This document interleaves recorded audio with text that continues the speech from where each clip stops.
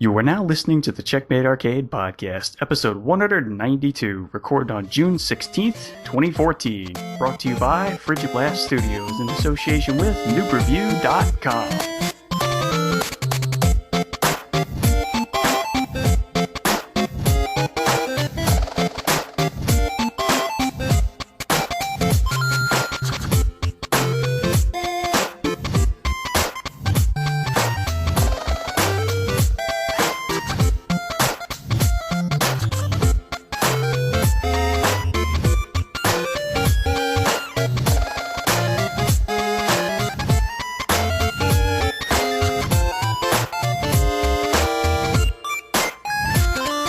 Hello and welcome to the Checkmate Arcade Podcast, your home for quarter-munching fun. And I have a tale filled with rage and sorrow. My name is Stephen Boss, the Dark Boss Man. And you know what? They got Defiance, the game fixed for right in time for Season 2. Wait a minute, that's not the Tryon Worlds logo. I'm MSU Hitman Jason Billingsley. Methinks something is afoot. Something is afoot, as we will talk about what all we've been playing since the last episode. And at some point in either this episode or a companion one, we're going to talk about E3. But first, we got a lot of games to talk about. Most likely it'll be next episode, but yeah, maybe we could fit it in this episode.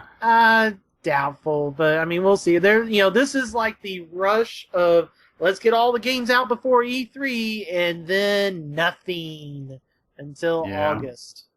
Yeah, pretty much. Which is really weird, considering people play games year-round. It's kind of funny that games don't, come out during June, July. Well, and the number one seller every year since the mid-90s for July is no longer in existence. What? College football, which I will talk about when we get to that point, but there's no college football. That was the number one seller. You could mark it, I'm sure, as far back as the NPDs go, whenever NCAA football started every July, it was the number one selling game that month. Because there's nothing else coming out, and it's football. I understand this, but I'm just saying, there's some stores down in the South that are going to lose a lot of business. I know for a fact that the Birmingham, Alabama, the main GameStop in Birmingham, Alabama, had 1,500 pre-orders last year for NCAA football. Yeah. So take 1,500 times $60 and correlate that, not as high, of course, but right. You take most SEC schools and most other, cities with major colleges, and that's some pretty decent money that's leaving EA's coffers. There's not much anybody can do about it, though. Well, true. I mean, that's a whole separate discussion which you have no interest of getting into about the NCAA. Yeah, and most of their lawsuits. Well, right. I mean, what I'm saying, the NCAA at some point in the very near future is going to have to will either dissolve or have to completely change. Yeah. Because basketball and football have gotten football in particular, but basketball to a lesser degree have gotten too big to, they're student athletes. But we're getting off topic here. Yeah, video games. Yeah. All those lovely video games. Yeah. And all the stories that they can tell you. Boy, did I have a range of emotions with my games this week. I didn't have I guess when I get to PS3, that's going to be interesting, but most of my stuff was kind of straightforward. I guess PS3 stuff, i.e. Telltale, were the... Yeah, no, they were one of the bigger ones with emotion, but there were some other games that I played that, caused some heartstring pulls or something not quite that endearing. Most of mine was straightforward, though, so... Yeah. All right, well, how about we get right on into it, because we've got so much to talk about anyway, with our Now Playing. So, what's been tugging on your heartstrings this week? Well, I'm gonna start. Or not? Yeah, the heartstring stuff we'll get into in PS3, but Yeah. we're gonna start off. We'll finish off with the NCAA discussion. With I did pick up NCAA Football 14 a bit. Well, I played the download that's been sitting on my hard drive since the Christmas sale. So that was last year's game? Yes, correct. The final NCAA football. Yes, the one that came out. I really don't understand this stupid numbering system they have. Because the sports that bleed over in a year, what's really stupid is golf. Because golf no longer, they release it in time for the Masters, so golf no longer bleeds over. Mm-hmm. But it's because the playoffs or the season bleeds over into another year. So, for example, NBA was 2K14 that came out in October of 2013 because the NBA season and the NHL, for that matter, literally ended last week. Yeah. NBA last night and yeah. NHL earlier in the week. So that's why. And baseball was also stupid that it was like that as well. But EA, the one good thing EA did with baseball, the two good things they did in the PlayStation 2 era, one being MVP 2005, but the second thing before that was dropping the year number from their first PS2 game so that we could get the numbers back on track. Because baseball all takes place in the same calendar year. Right. So, what was happening before that? It was Triple Play 2001, which came out in 2000. Okay. Yeah. Did the same thing as football. Weird. Yeah. Yeah. If it comes out in that calendar year and the majority of that game is played in that calendar year, what the hell are you doing numbering it the next year? You can make that argument for football because only the playoffs bleed over, but the other sports, basketball and hockey, half of their seasons bleed over of their regular seasons plus playoffs. So. Right, I get most of that. Okay, sure, makes sense. College football makes way more sense just to number the year it comes out. College football is also weird because their postseason is the only thing that bleeds over as well. So I will give you football being weird for that, just because of their postseasons. But hockey and basketball have more of an excuse. But not by much, though. Anyway, it's a tenuous excuse. Okay. Anyway. The reason I had started my played my download of it was because at my local GameStop, someone had finally traded in one of the Walmart edition copies of that game for 360 that had the codes in there for $20 and free Ultimate Team stuff. Because I had warned that GameStop, hey, if somebody trades in one of these for either Madden on PS4 or 360 or NCAA on 360, please let me know. And they'd gotten a bunch of them in for PS3 over, the last few months, but never a 360 copy until last week. And good old Fenton with no internet, of course the code was unused. Yeah. Or stolen from Walmart. I don't know. I've literally not seen it at a Walmart, which makes me think it wasn't stolen. Because, I go to various Walmarts as a part of my daily, I live near one, I work near one, and I every time I go by a Walmart, I see tons of the Battlefields and a handful of the FIFAs. For those that don't know, Walmart didn't get the pre-order bonus of Ultimate Team stuff. So what they did for Christmas, right around Black Friday, is they put the games out at $10. Their Black Friday deal is putting the game out at $10 less with whatever the pre-order incentive code is. So Madden and NCAA had $20, and FIFA had like $20 in free Ultimate Team packs, and Battlefield had the first map pack. Yeah. Okay. But in their marked specifically saying this. So, code wasn't used, so I went in, and I hadn't spent much time or any money, hardly any money at all, like $1, on my NCAA Ultimate Team. and went through these packs, and the first couple had some okay things, and then in the middle it really picked up, and at the end I got like 2 elite players, including the Heisman Trophy candidate Peyton Manning, which then, after winning an auction for the Tennessee Volunteer logo collectible and beating the Peyton Manning University of Tennessee All-Star team on All-American difficulty on the first try, not easy, but I did it, became the Heisman winner, quote-unquote. Peyton Manning didn't win the Heisman, but became the ultimate, Peyton Manning card. Well, in your university did. Right, yeah. I mean, they had this, it was the EA Ultimate... Fantasy, buddy. Well, fantasy. Right, the EA Ultimate Team stuff have these legendary cards, and usually there's a collectible to go along with it, and it unlocks this ultra hard, highest difficulty game, and then if you beat it, you get an improved version of the player, which is what I did, which is what happened. So, I have the ultimate Peyton Manning card that you can get in NCAA Ultimate Team. Well, believe for you.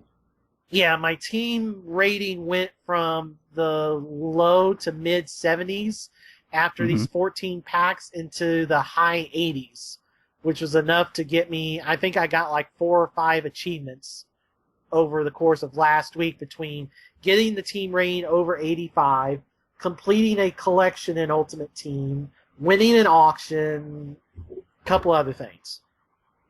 Completing a 50-yard pass, and some other stuff. So I got like 100 gamer score out of a free code that somebody left in their copy trade into GameStop. So thanks, Fenton Derps, for not having internet. Once again, I win.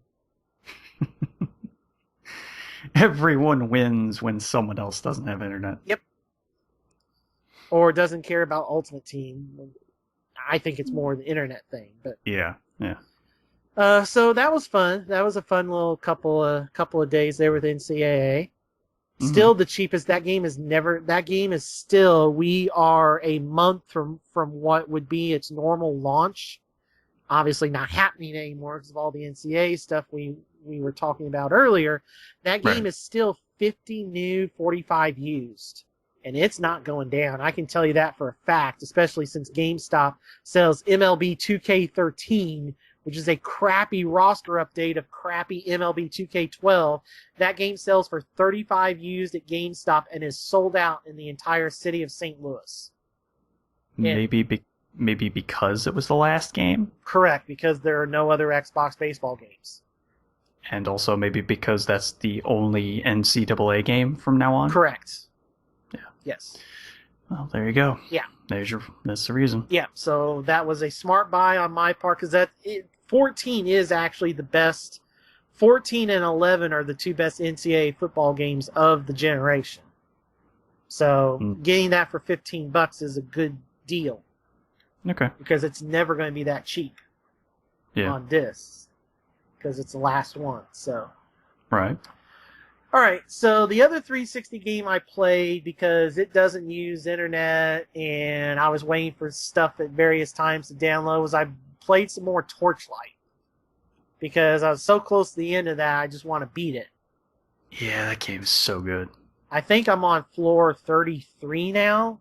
I was somewhere in the 30s when I started playing it. I'm at 33, so you have to be really close now. Yeah. I have to be super close. Yeah. So, yeah, that was fun, hacking and slashing.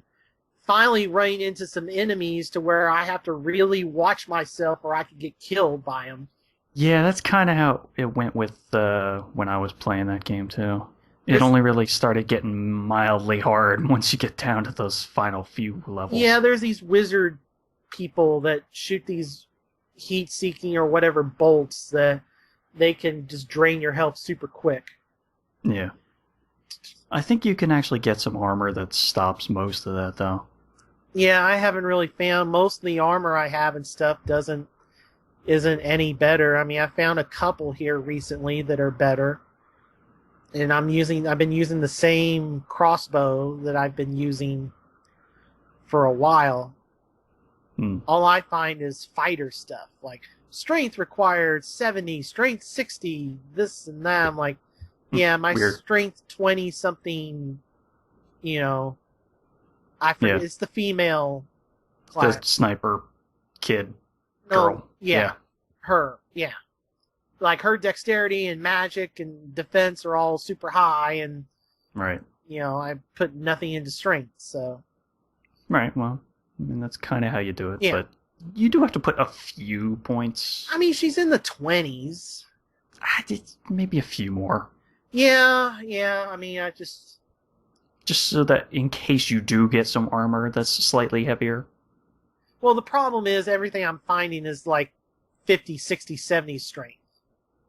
Hmm.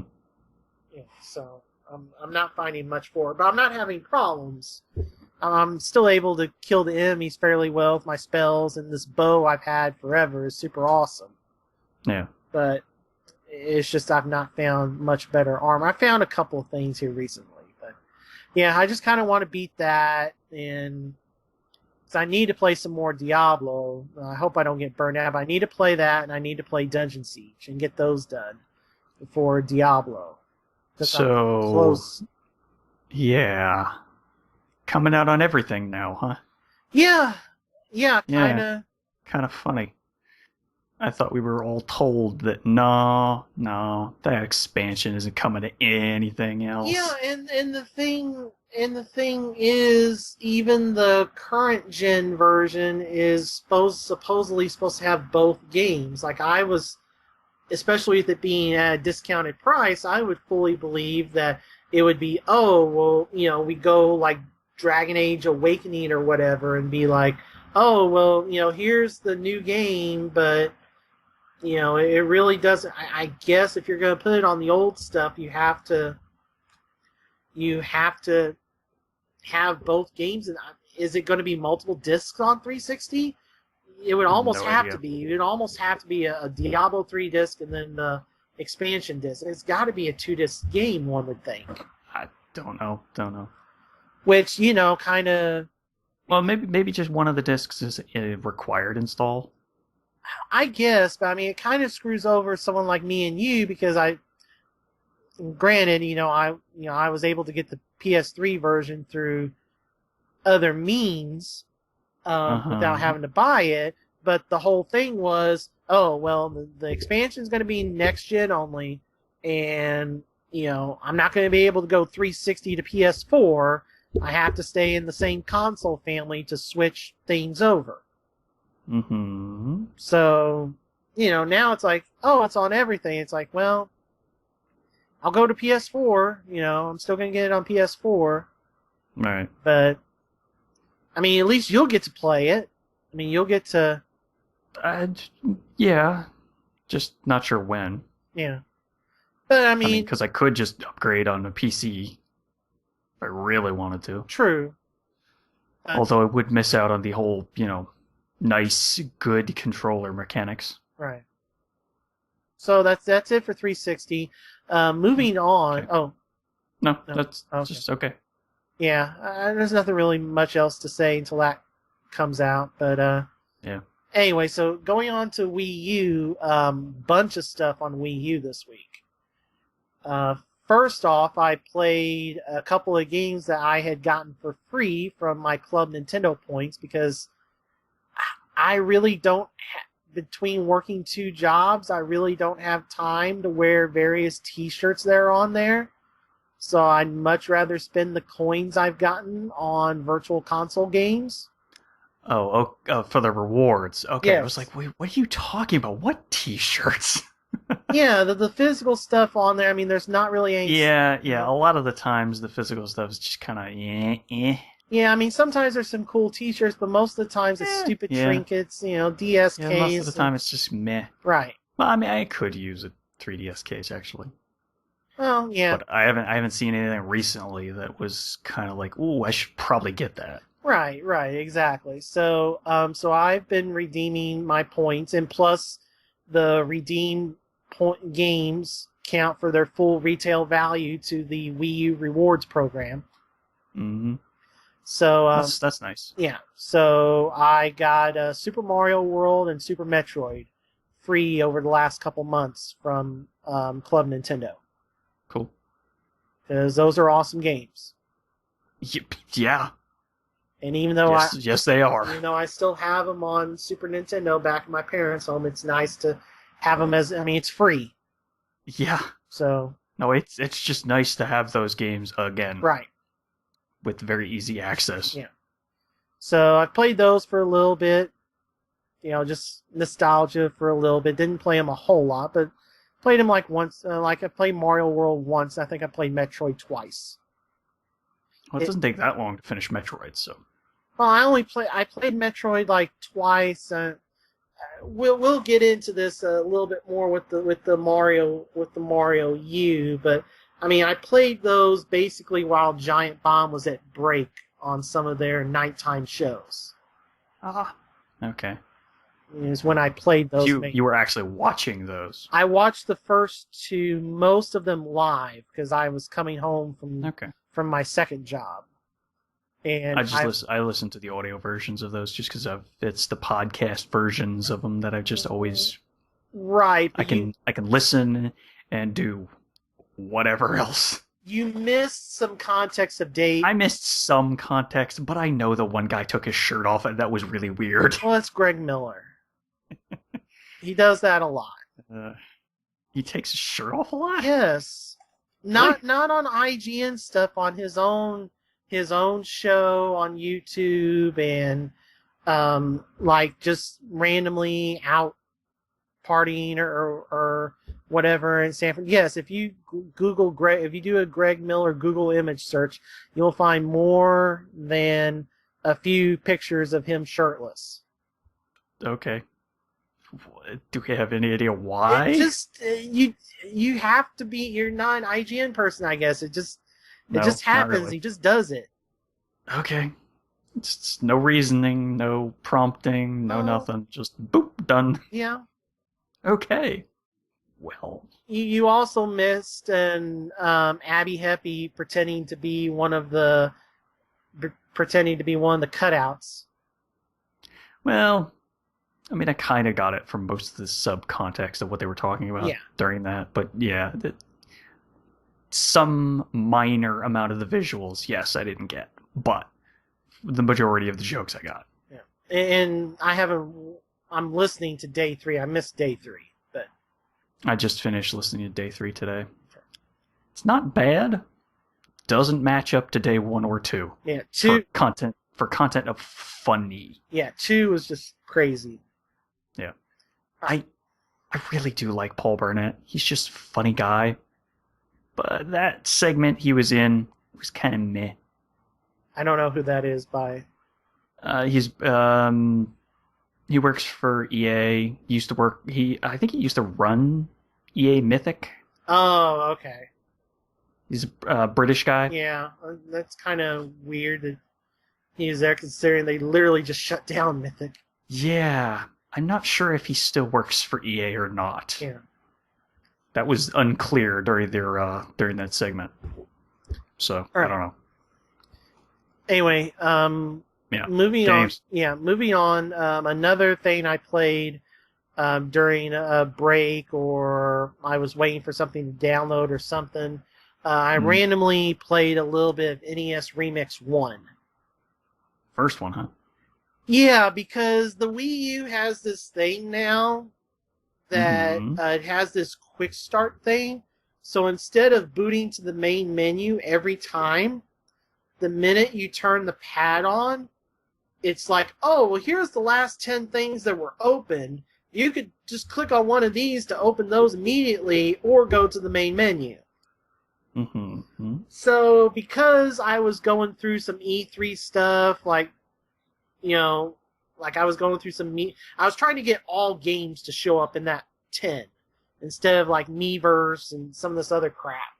So I was just randomly booting games up and then getting out of them. Be like, I'll get all games to show up on here. And I booted up NES Remix 1 and I looked at it and I was like, yeah, I really only played this that one time I was sick.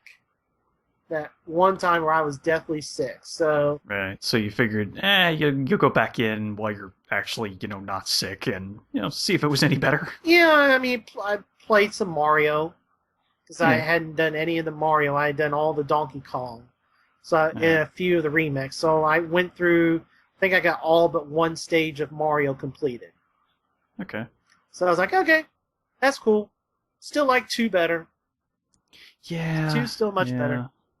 Because 1, I was right. NES Remix 1 does not have the video replays on the Miiverse posts.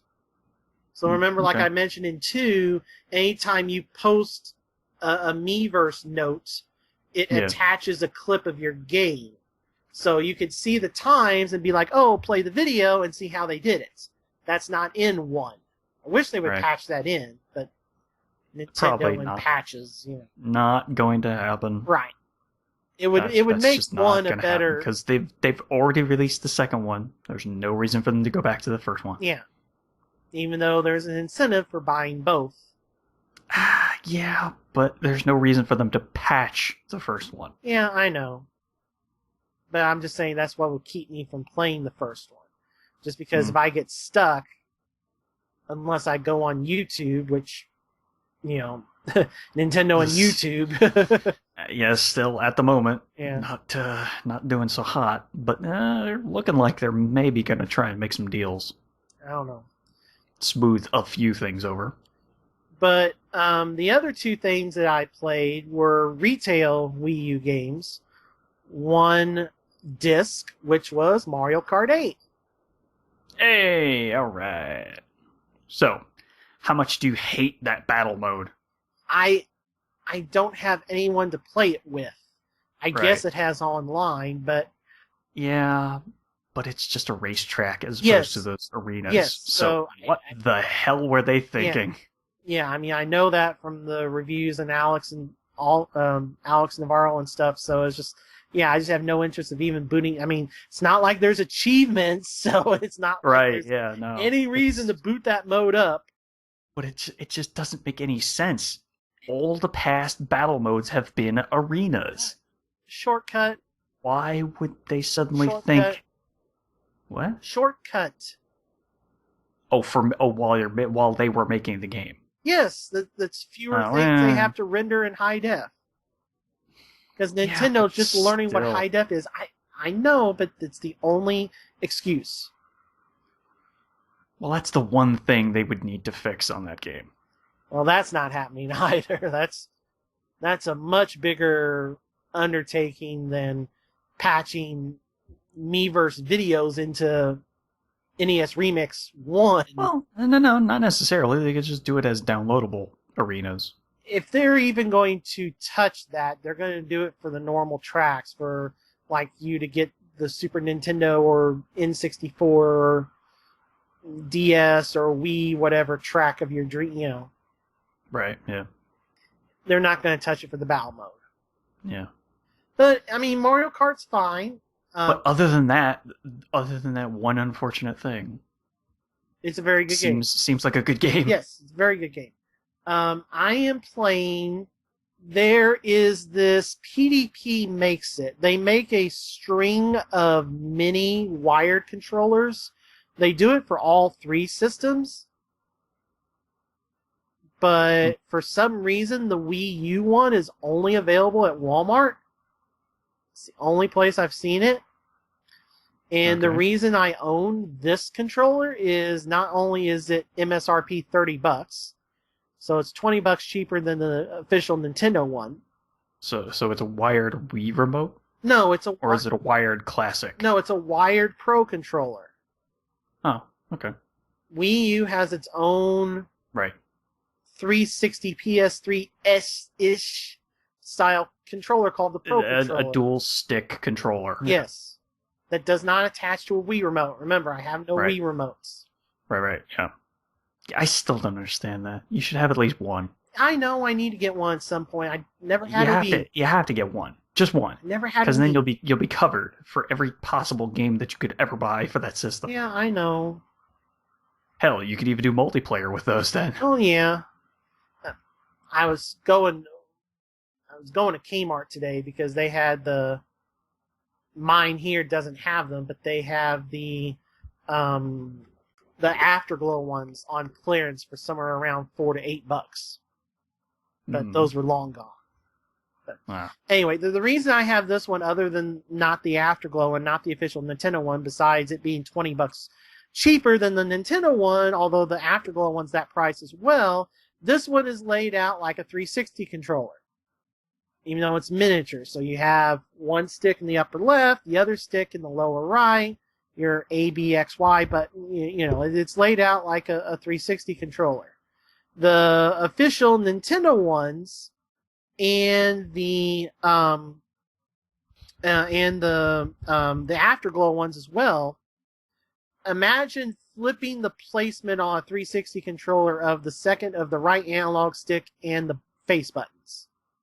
So the stick is up top? Yes. Huh. Yes. So it's like a reverse of the 360 controllers. Yeah, it's this weird combination of, well, we've got the sticks right across from each other, just like on a PS3, except the sticks are on the top instead of the bottom. Huh. Yeah. So that's why I not got a Pro controller for a long time, and even though I was like, well, I'll eventually get one of these Afterglow ones, and then I saw this mini PDP one. I was like, well, my hands are kind of small anyway, so that's borderline, it's borderline right at the right size. It's a little small, but it's okay for me. And hey, the buttons are actually placed like properly, so deal. Yeah.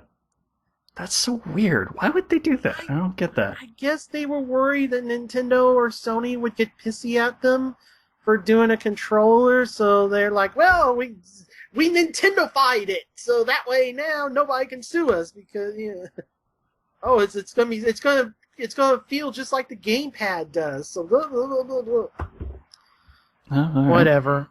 Yeah. It is what it is. Although they did have some kind of minor design that they could have gone back to with the GameCube style. Well, of where to place the buttons, at least, no, but not the exact same shapes and stuff. No, you saw. I mean, we'll get into this later with E3. You saw they're partnering with PDP, and they're issuing new GameCube controllers. Right. Yeah. This winter to go alongside the GameCube controller adapter and Smash Brothers. Which again makes me wonder why they didn't just stick with that style of controller. You had to have for the Pro controllers or the classic controllers. You had to have the same amount of buttons a 360 and a PS3 controller have, because that was always, But they could have updated that design a little bit, and that would have made enough room for all the buttons. I don't know. I think it would have worked, but I don't know. What do I know about engineering? Yeah. So, PDP, if you can handle the physical smaller size of it, I highly recommend the PDP Pro controller. Just beware, it's tiny. Like tiny. So, if you can handle it. Otherwise, just get the Afterglow one. It's $20 cheaper. And it's wired too as well? No, it's wireless. That one's wireless. Oh, actually, the PDP one's wireless as well. I'm sorry. It's just I never used it, so it wasn't charged. And Wii U can't charge anything while it's on. Right, okay. So yeah, it's wireless as well. Oh, They're all wireless. But... So they all have like internal batteries? Yes. Okay. Yeah. So it's not too bad. Alright, anyway, Mario Kart 8. Super cool, fun. Yeah. Online. Kart racing. They finally gave you an item to neutralize the blue shell. Yes. Finally! Yes. But good luck getting this, because it's like an ultra rare pickup. Right, yeah, well. At least it seems like the blue shell is a lot less common as well. I've only played the 50cc, the first two tracks, or circuits, so I can't comment a whole lot, but I haven't played any online yet, so I'd have to see about that. Well, it does seem like it's less common. Maybe that's just because I haven't seen that much of it. Yeah. which would be nice. So yeah, hell yes, because during Mario Kart Wii, good God, I could never get through one race without even getting hit with multiple blue shells. It was ridiculous. The AI just was so overpowered in that game. So that was 6, right? Yeah. Yeah. Yeah. Because it goes Super Nintendo, N64, Or GBA. Double Dash. Was GBA first, or Double Dash was first? No, well... Which, I guess it's technically irrelevant, because Double Dash is Double Dash, GBA is GBA. Yeah, I mean, I think GBA's third, then Double Dash, then DS, then Wii, then 3DS, and now Wii U. Yeah. Alright, anyway, so if you have a Wii U, that is a game to get. And I would recommend getting that game before the end of July if you have a Wii U, because, of course, there is the promotion that you get a free download game of, well, you really have 3 choices. The 4th is just utter crap. What's the 4th one? Wii Party U. Oh, God. Oh, that's right. Oh, nobody wants that game. No. The other 3 being Zelda Wind Waker HD, New Super Mario Bros. U, and Pikmin 3. Yeah. Considering I own the Zelda bundle and already have Wind Waker, and I would say Pikmin 3 is definitely a good choice. I went with New Super Mario Bros. U. Also a decent choice, but I'm just saying, I think that would be the one I would go for. Well, that's fine, but here's the thing with me. I don't have New Super Mario Bros. U. Because it didn't come with my system. It's still going to be, it's never going to go on sale. Yeah, most likely. It's a Mario game. I'm not burnt out on the 2D Mario games. I had not played one since the original New Super Mario Bros. On DS. I never played the Wii one, obviously, other than like once at Christmas at my cousin's, one time, for, half an hour to an hour. So you're not quite burned out on the wah-wah? Right. I've not played the 3DS one. So I swear they just reused that same sound effect in every single one of those new Super Mario Bros. Games. Yeah. So I got it, and I've been having a lot of fun with it. I got through the first 2 worlds, but this is kind of why I was leaning into a little bit ago. I'm getting old. I suck at games that are anywhere remotely difficult. Like, I am struggling on this Mario game. Huh. Like, I am struggling to get through the first 2 worlds, and I'm like, I know I destroyed the DS one, no warps, just went straight on through, beat it in a few weeks, of uneven play. I mean, I just destroyed that DS one. Huh. But this one, I'm having trouble getting through the second world. Jeez. I mean, I got through the first world fine, had over 20 lives.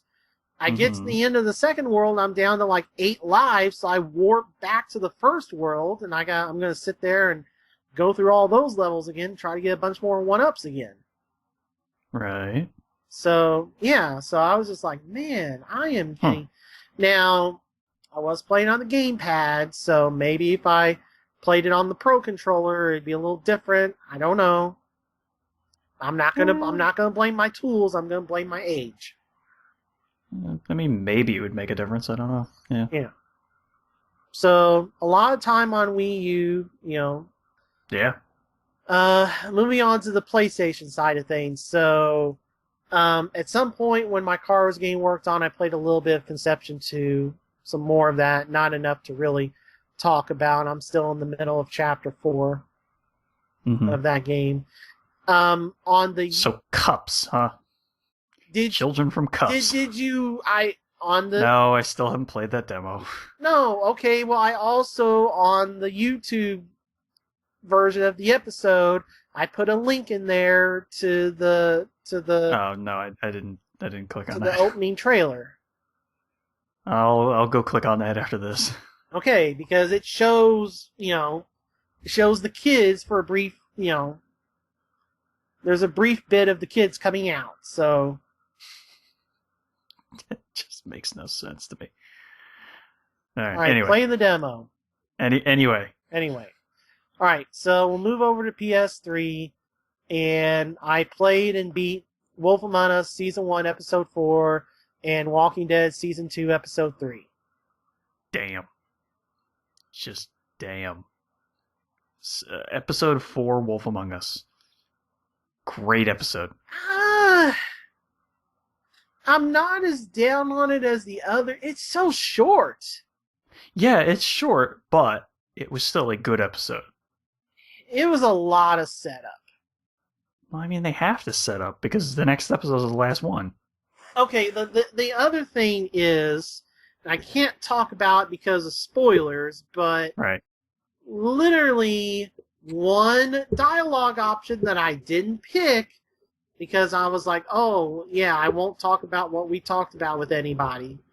I didn't pick a dialogue option because of that, and I didn't realize that after I watched two best friends play, I watched them play through the first half of the episode, and they chose a different dialogue choice, and the game lays out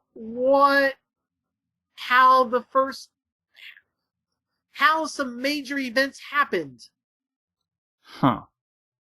Okay. Like, what caused the penultimate things that happened at the end of episode 1 and 2?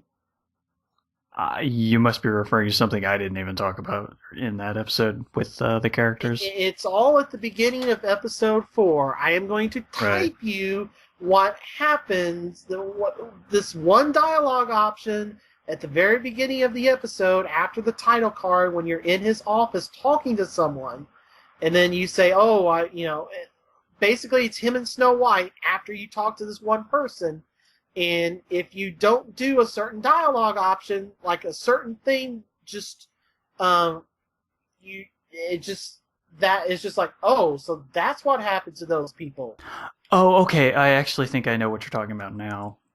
Before you're even finished typing it. Yeah, I think I know what you're talking about. I think I actually chose that option then. I think you're talking about how the murders were committed? Yes. Okay, then yeah, I got that already. Yeah. Right, but until I watched, So, yeah. Okay. Yeah. I figured I found that option out. Yeah, by just asking questions. Yeah, but I did not get that until, I just figured that. I wonder what happens if they must not let you do the bracketed option when you're in the conversation with that person. Oh, I actually attempted to do what I think you're referring to do. Okay. And I was that nice. did not. I was nice. That was not a good idea. I was like, well, what happened if we did? I just didn't put two and two together. It's not a good idea, no. Right. No. I didn't put two and two together. It was just really subtle that. You have to calm the person down after you attempt to do that.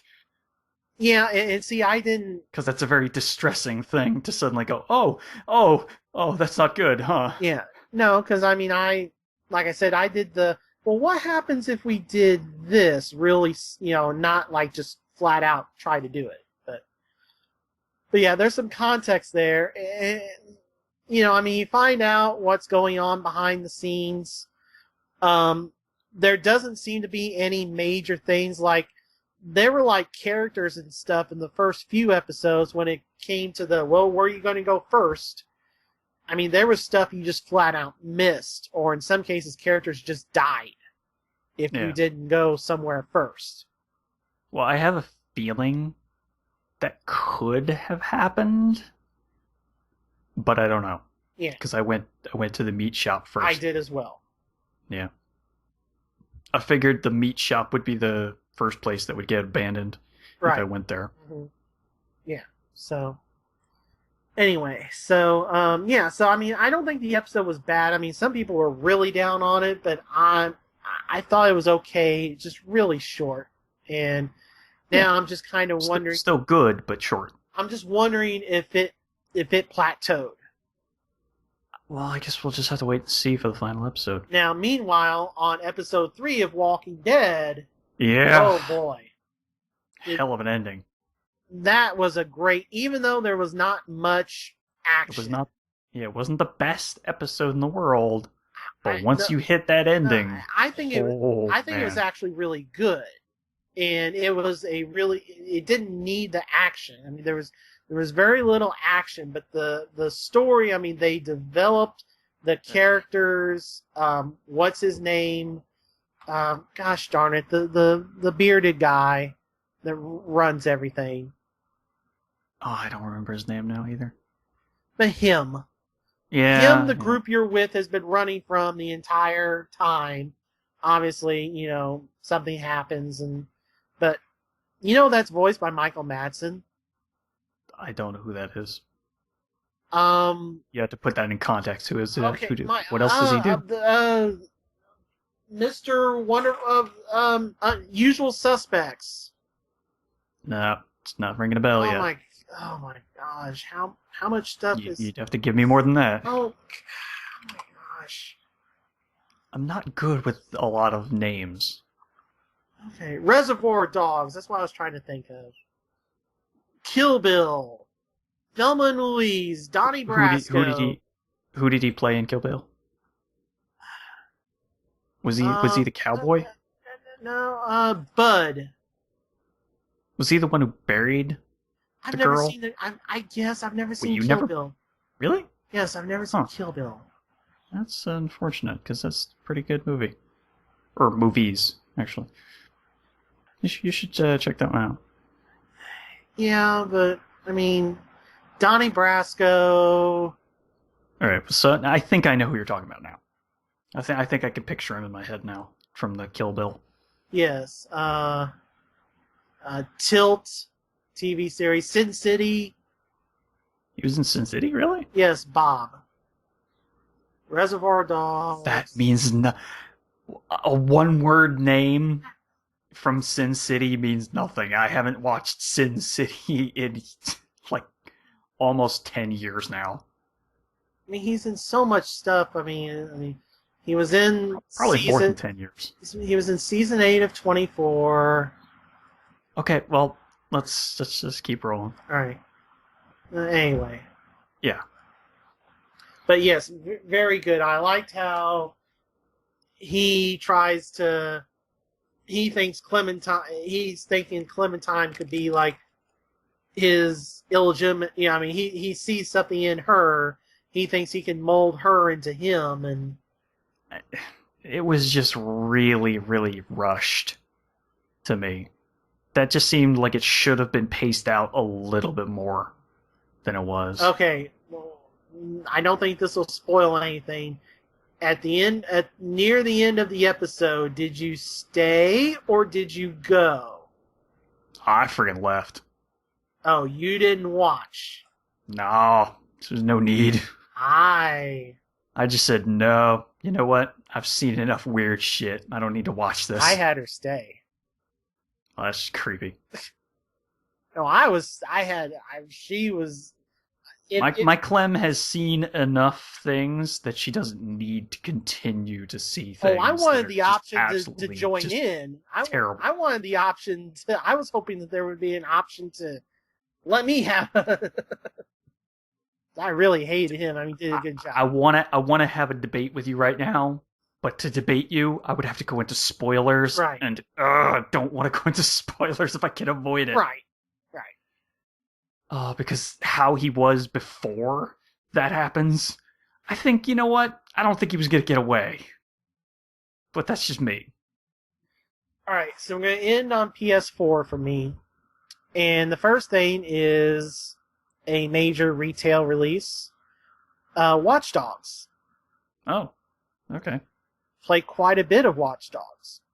Because I'm trying to get it beat before it's a month old so I can still get over $40 in trade for it. I have until next Thursday. Yeah. But the game's kind of a little more disappointing than I thought it was going to be. See, here's the thing. Like, I'm in the minority here, so I knew that I would be talking a while on this. Okay. I really like this game. Is it like the greatest open world game I've ever played? No. Skyrim. Here's the $1 million question. Yeah. Is it better than Saints Row 3? If the answer is no, is it better than Saints Row 4? I would say if the answer is yes. Still no. Well, I would say yes on Saints Row 3 only because, or 4, only because of the game running. Like, I am playing on the PS4 version. The PS4 version is easily the best one. Okay. Saints Row 4 has issues running on the old gen hardware. Right. But if you were to get a PC version, you'd have a much easier time. Well, and then if I had the PC version of Watch Dogs, I wouldn't be playing it because it'd be broken. Right. But I'm just saying, in the context of the best version of the game, the PC version of Saints Row 4. See, I need to play through more of 3 to get into 4. I like the hacking mechanic.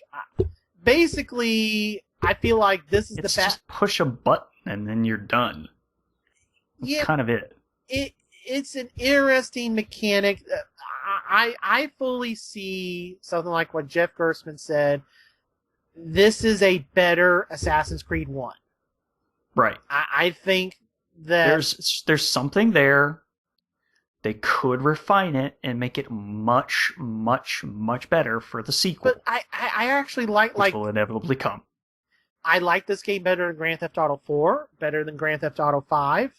Oh yeah, no, I can see why. I like this much better than Batman Arkham Origins. I mean, this. Well, that's because that's a bad game, and it's broken. That game was terribly broken. I know, but I mean, it's just a thing that I really like the game. I like the character. He's, at the beginning. I mean, this is the opening thing, but he's hacker by day. That's his day job. His family doesn't really know about it. And then he hacks the wrong people. And they go after him, but they accidentally don't get him. They get someone else. And that's his niece. That's like the first 10 minutes. I was trying to dance around it, but yes. That's not even a spoil. Okay. I know that, and I haven't done anything with this game. Okay, but they didn't say who died. They just showed you at somebody's gravestone. Yes, his niece is in the car. When they come after him, they shoot out his tires, and he crashes. He lives, but the niece doesn't. So that what turns him into Batman hacker, extraordinaire. Like, I'm going to find out what all's happened here. He's Batman with a gun.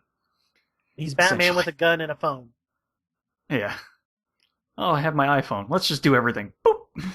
Turn everything off. Turn everything on. I enjoy the mechanics. I can get behind him being a vigilante.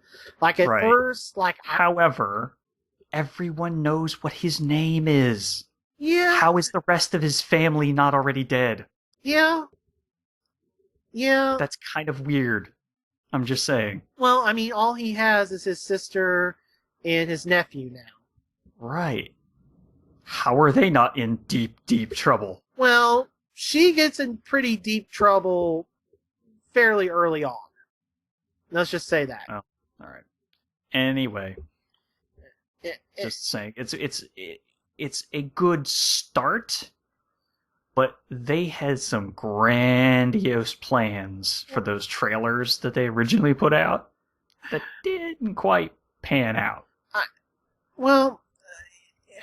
Here's the I like the mechanics in the game better than the upteen million selling Grand Theft Autos. And right, yeah, because it's a little more slow paced. It's a little more stealthy as opposed to just run a gun.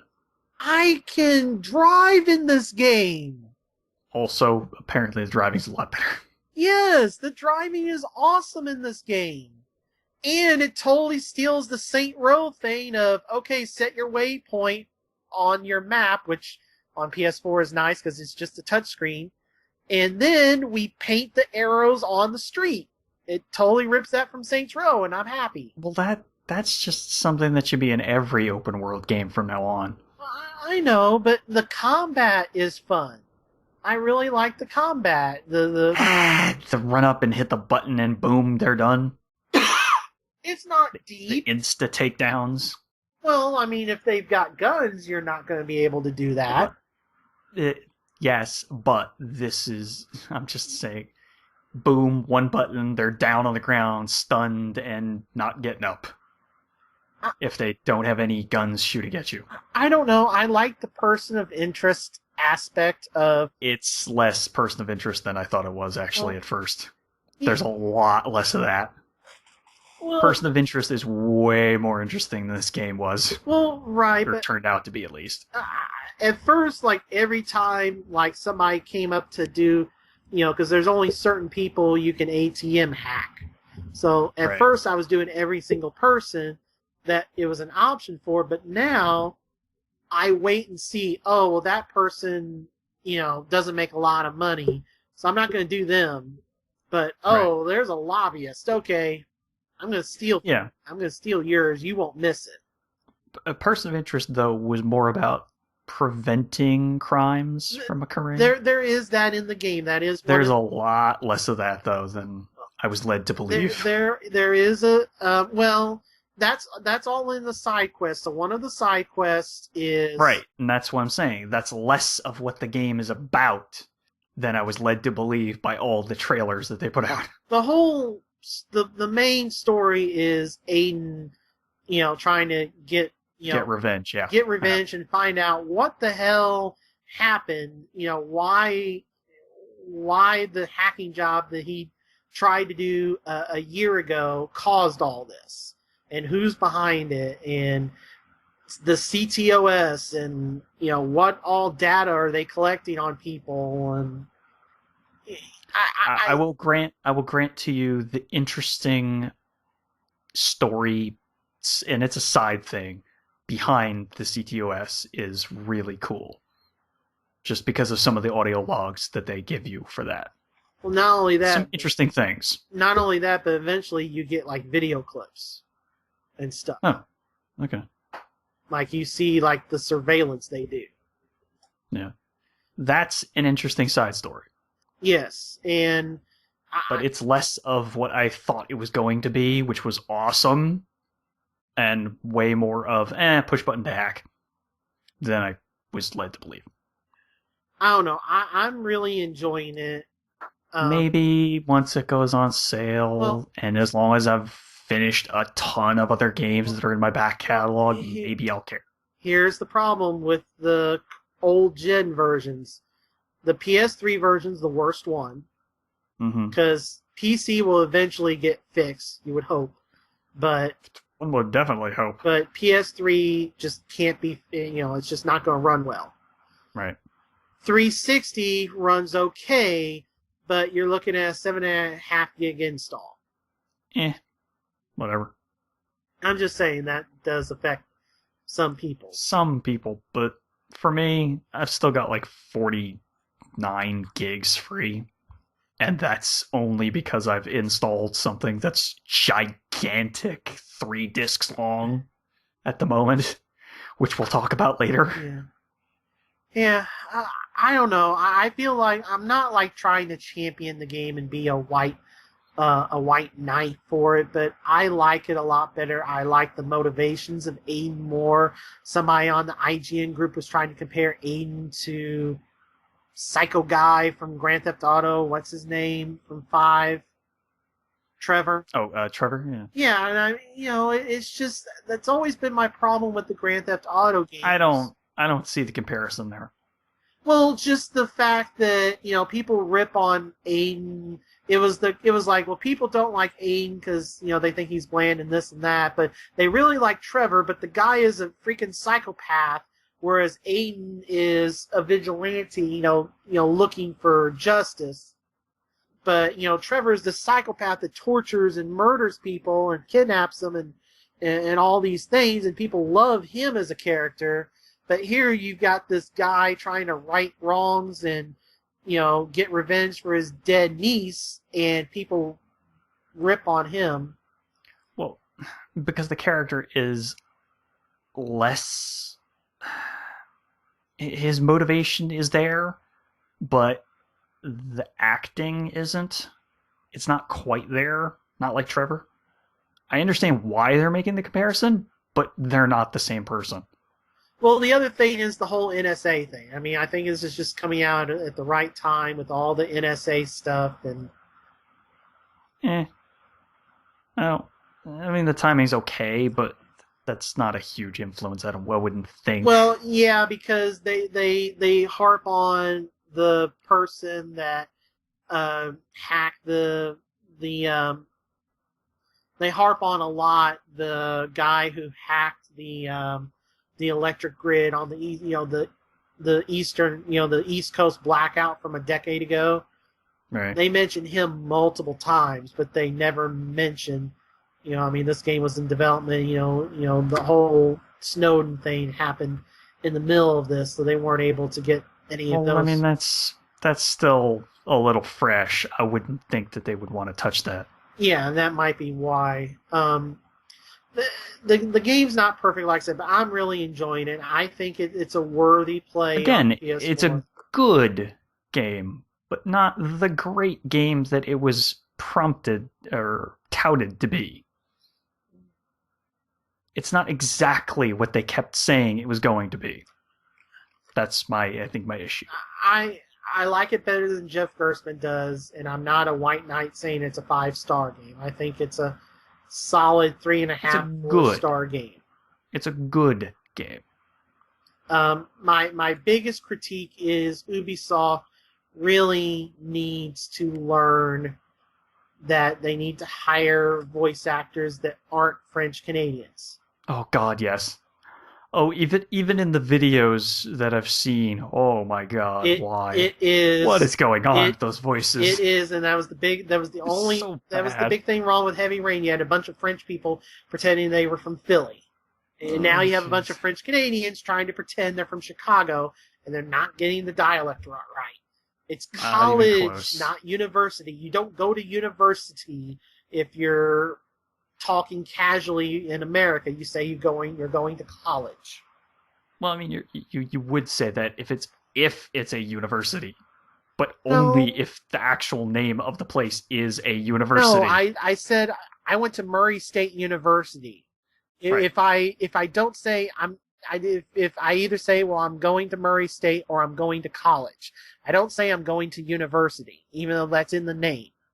Right. I'm just saying, though, but when you're saying the full title is what I'm saying. Well, right, but I'm saying it just, people are like, my son is going to university in the fall. No, that's not what an American would say. That's what I'm saying. Right. Okay. All right. Yeah, I got what you're saying now. Okay.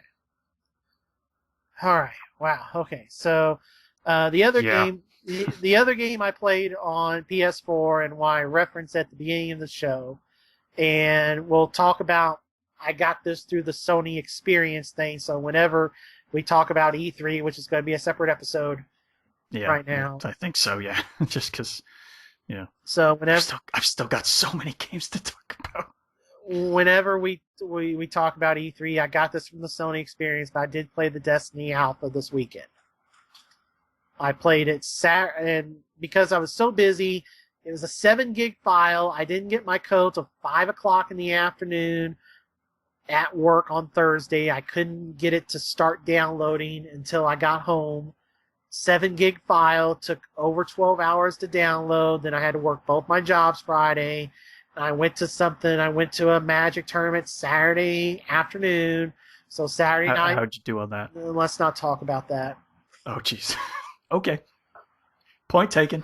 So I got home Saturday night and I was like, well, I asked you if we could delay the show a day because we were originally going to record Sunday night because I wanted to play as much of Destiny as I could so we can talk about it on the show. And I actually got to play Saturday with Thor.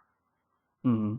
And then Thorbond 3, and then Sunday I ended up playing by myself.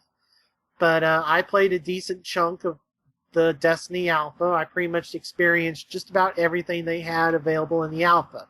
How long is the Alpha available for? it's ending today. Oh, okay.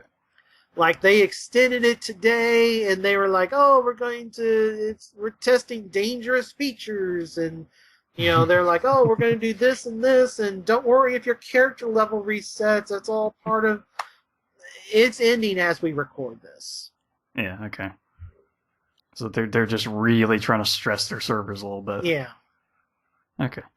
So I heard something interesting. And I think it's correct, actually. This game is an MMO in disguise. Yes. That's not remotely what they kept saying it was.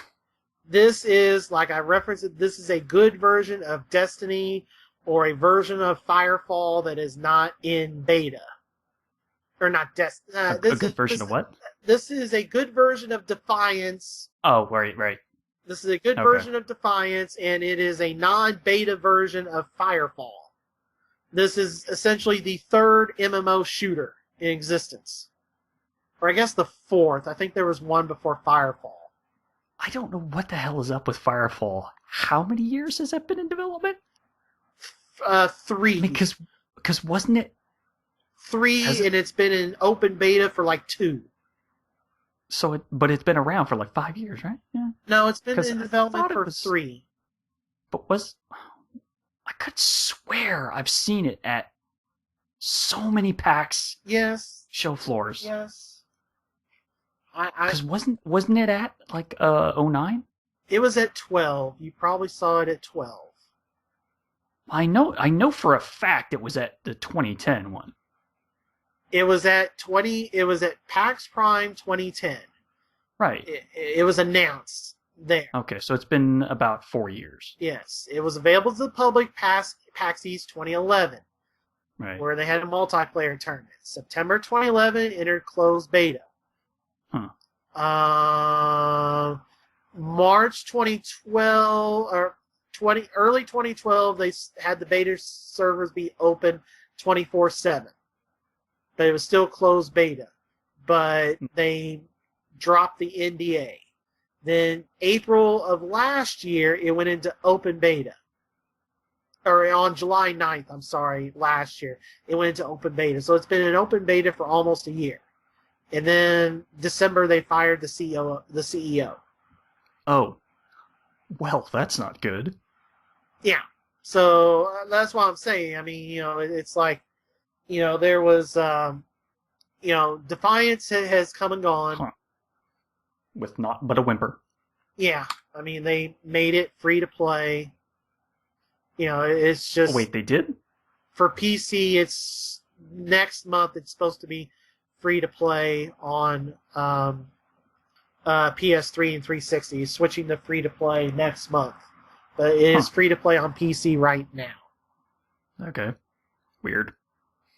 Yeah, so I mean, all this stuff is come and gone, and that is what Destiny is. I mean, Destiny is... I mean, it has aspects of Borderlands because there is loot that drops, but I mean, this is a full MMO to the point of your D-pad is nothing but emotes. Well, like, that's an MMO for you. Press one direction to point, press another direction to dance. Press another one to wave. Yeah. I don't remember what the fourth was. Yeah, I don't know. I was just guessing that one of them was wave, because obviously one of them has to be a greeting of some kind. Yeah, one was wave, one was dance, one was point. I don't remember the fourth. I don't think it matters. I really don't. But what was available is as soon as you started the alpha, it dropped you into a very early story mission. Mm-hmm. And you're fairly low level. Like, I think you started the alpha at either level 3 or 4, I forget. And the level cap was 8. Okay. So Saturday, all that was available was the story mission, and then you could explore. And when you were exploring, you would hit the touchpad, and it would bring up their version of Guilty Spark, which is now called a Ghost, but he's just named Ghost. But it's just a little mini computer that runs around with you. Yes. So it's very much the new take on Guilty Spark, voiced by Peter Dinklage. It's a really stilted version, though. Yeah, there's been some critiques of... It's just super, super flat. There's no inflections. Right. It's just as dry can be. This is not his Game of Thrones or Bolivar Trask. Was he in that movie? Yes, he's Bolivar Trask. Nope, don't know. You haven't seen the new X-Men yet, have you? No, not even close. I know what happens though. All right, but anyway, so the Explorer... That was a weird take on that storyline. Yeah. It's a weird take, but apparently it works. It works. The only thing is, I wish that at some point, maybe it's in the DVD, the Blu-ray. What is his mutant hate from? What happened to cause him to want to hunt mutants? Is it... Trask motivation. Yes. In the movie universe. So back to Destiny. All right, but anyway, so you have the story mission. Once you do the story mission, you can do the Explore. In the Explore, you hit the D-pad, bring up your little guy, and there'll be markers that will point to these beacons. And everything you do, almost everything you do in Destiny, you have to hold the button down. In terms of speak to somebody, hold square down. Open up the mission beacon, hold square down. Uh-huh. They don't want you to accidentally press a button. They want you to hold it down and watch a meter fill. But anyway. Well, also that makes it a little easier when they're doing their MMO-esque stuff. Yeah. Because then everything can happen on the server. Jay? Yeah, sorry, I'm blowing my nose, so... Oh. It got real quiet and I got real scared that something happened to the call. No. Anyway, so you do these missions, they're available, and they're all like random. Kill these enemies and get their drops, kill a certain type of enemy, go to the spot and extract the, kind of standardy things that you get experience for and whatnot. Yeah. And when you're wandering around, it doesn't, other than when you pick out the missions or searching for missions, it doesn't really give you much direction. And even the story mission, like I was trying to figure out where the story mission was directing me, and I didn't realize that it said tower. And I was like, oh, it's pointing me this way. I guess it wants me to go underground. So I go underground and something kills me in one hit. It's like, okay, geez. I'm not supposed to go down there. So when you're in the random, this random explorer of Russia, whatever, you can, it kind of does a Borderlands thing, not as well, but, it'll show the level of the enemy that you're engaging, if you put your reticle above them, mm-hmm. or on them. And sometimes if, there'll be just like an exclamation point. That's the Borderlands version of, yeah, you don't want to go this direction because this enemy's way too powerful. And there are just spots where even at the level cap of 8, there'll be spots where you can randomly just walk around in the Explorer section, and they've put like level 10, 11 creatures in there, and like, yep, don't go there. Yeah. But it doesn't really warn you other than, oh, I engaged the guy. Oh, he's the exclamation point guy. I need to get out of here. Hmm. Then when you're doing the exploring, the sky will go dark and a random public event will start. And me and Thor did one, and then I attempted to do one Sunday night. The one me and Thor did was just kill everybody at this spot. The other one was, oh, this ship crashed. You need to stand within this area of it for your ghost to repair it. And, oh yeah, hold off all the enemies that are coming at you. So I wasn't able to do that one because nobody joined me. It was me by myself trying to fight off infinitely spawning guys. Was that the strike mission one? No. Haven't gotten to the strike mission yet. Okay. So that was the random stuff. Yes, that was the random. If you're just exploring at random times, a public event will happen where, it's just you go to it and you try to join up with everybody and kill some dude, protect something, whatever. That gives more XP and stuff. Okay. Sorry, I was a little distracted by the time on the clock. Yeah, sorry, I'm going... No, not our time, the actual time. Okay. Like what time it was 2 minutes ago. Okay. Because, just please. Yeah. Alright, so then the thing that was available on Sunday was the actual strike mission that you were talking about. Yeah, okay. So here's the interesting thing. So the story mission and the explore were just, hey, here's the level, this is the level of the creature, this is the level, minimum level required to start this, whatever. Those are just basically to let you level up a little bit. Well, and then the then actual take story, on the there is a the single strike. player story. There is a single player story, and then there's just exploring. Right. The strike missions... Those are your raids from an MMO. Yep, that is exactly what that is. And the competitive multiplayer specifically said, because this was on PS4, PlayStation Plus required. Yeah, because it's only multiplayer. There have to be other players. Correct. So, what it seemed like to me is you could do the story stuff or the explore stuff on your own, and if you weren't Gold or PlayStation Plus, basically, I guess you would just be by yourself, and you wouldn't be, you wouldn't, nobody could join you, or you couldn't join anybody else, whatever.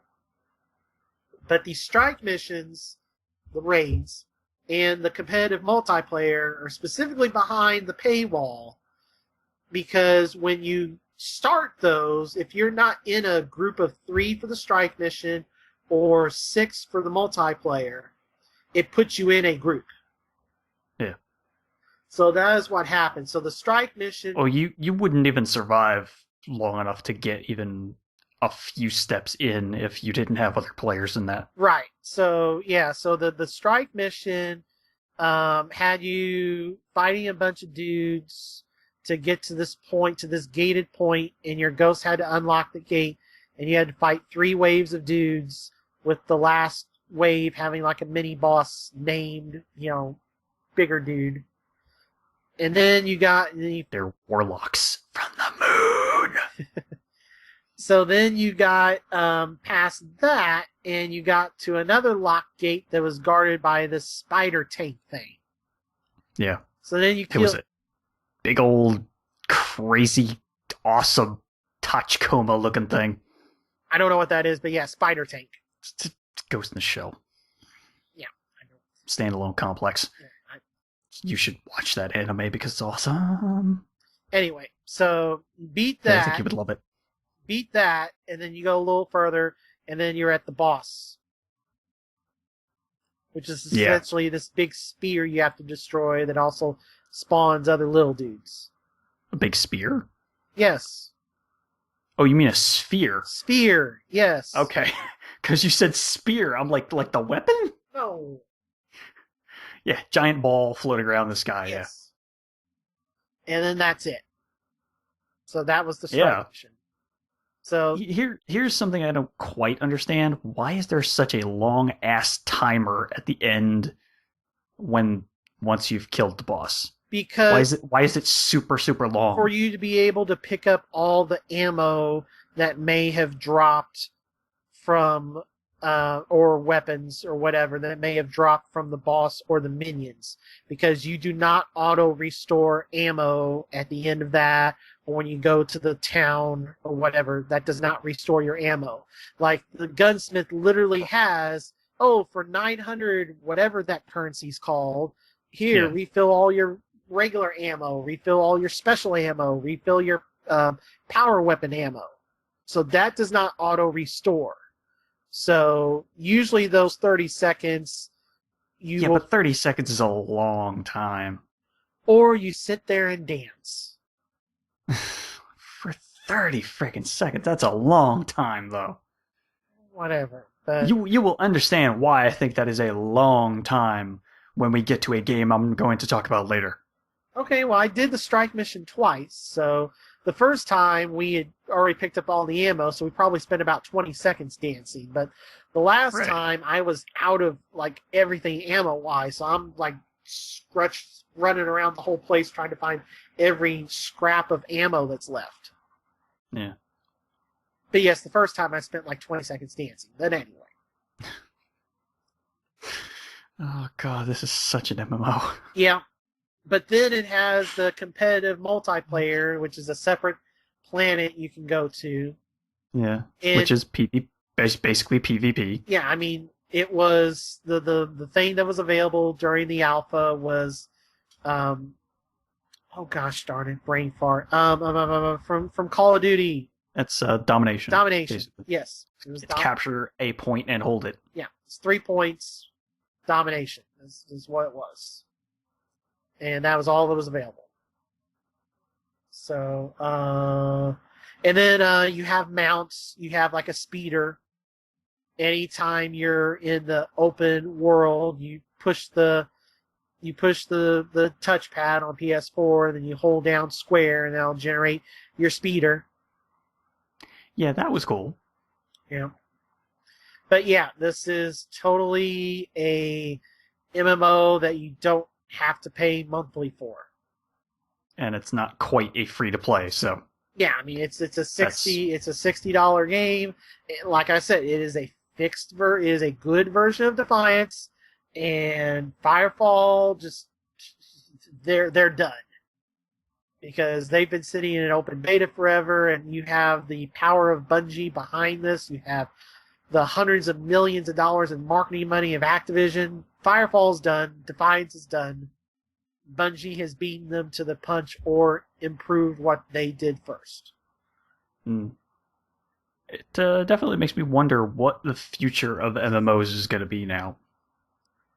I usually don't care about MMOs because they've always been PC only, and they're pay per month. But it still makes me wonder. Yeah. Even though I don't play most of them. Well, I mean, look at Elder Scrolls. If I have to hear another person at GameStop's like, oh, Elder Scrolls Online, is like, game's not coming out till December at the earliest, if it ever comes out on console. It'll come out on console. Whether it comes out on all the consoles, I don't know. Well, no, it was only supposed to be PS4 and Xbox One. It's always been only a next gen one, but it's like right, nobody's playing this on PC, so right is it going to come out the same day on both consoles, or was it scattered? No, it was the same day. Okay, all right, never mind.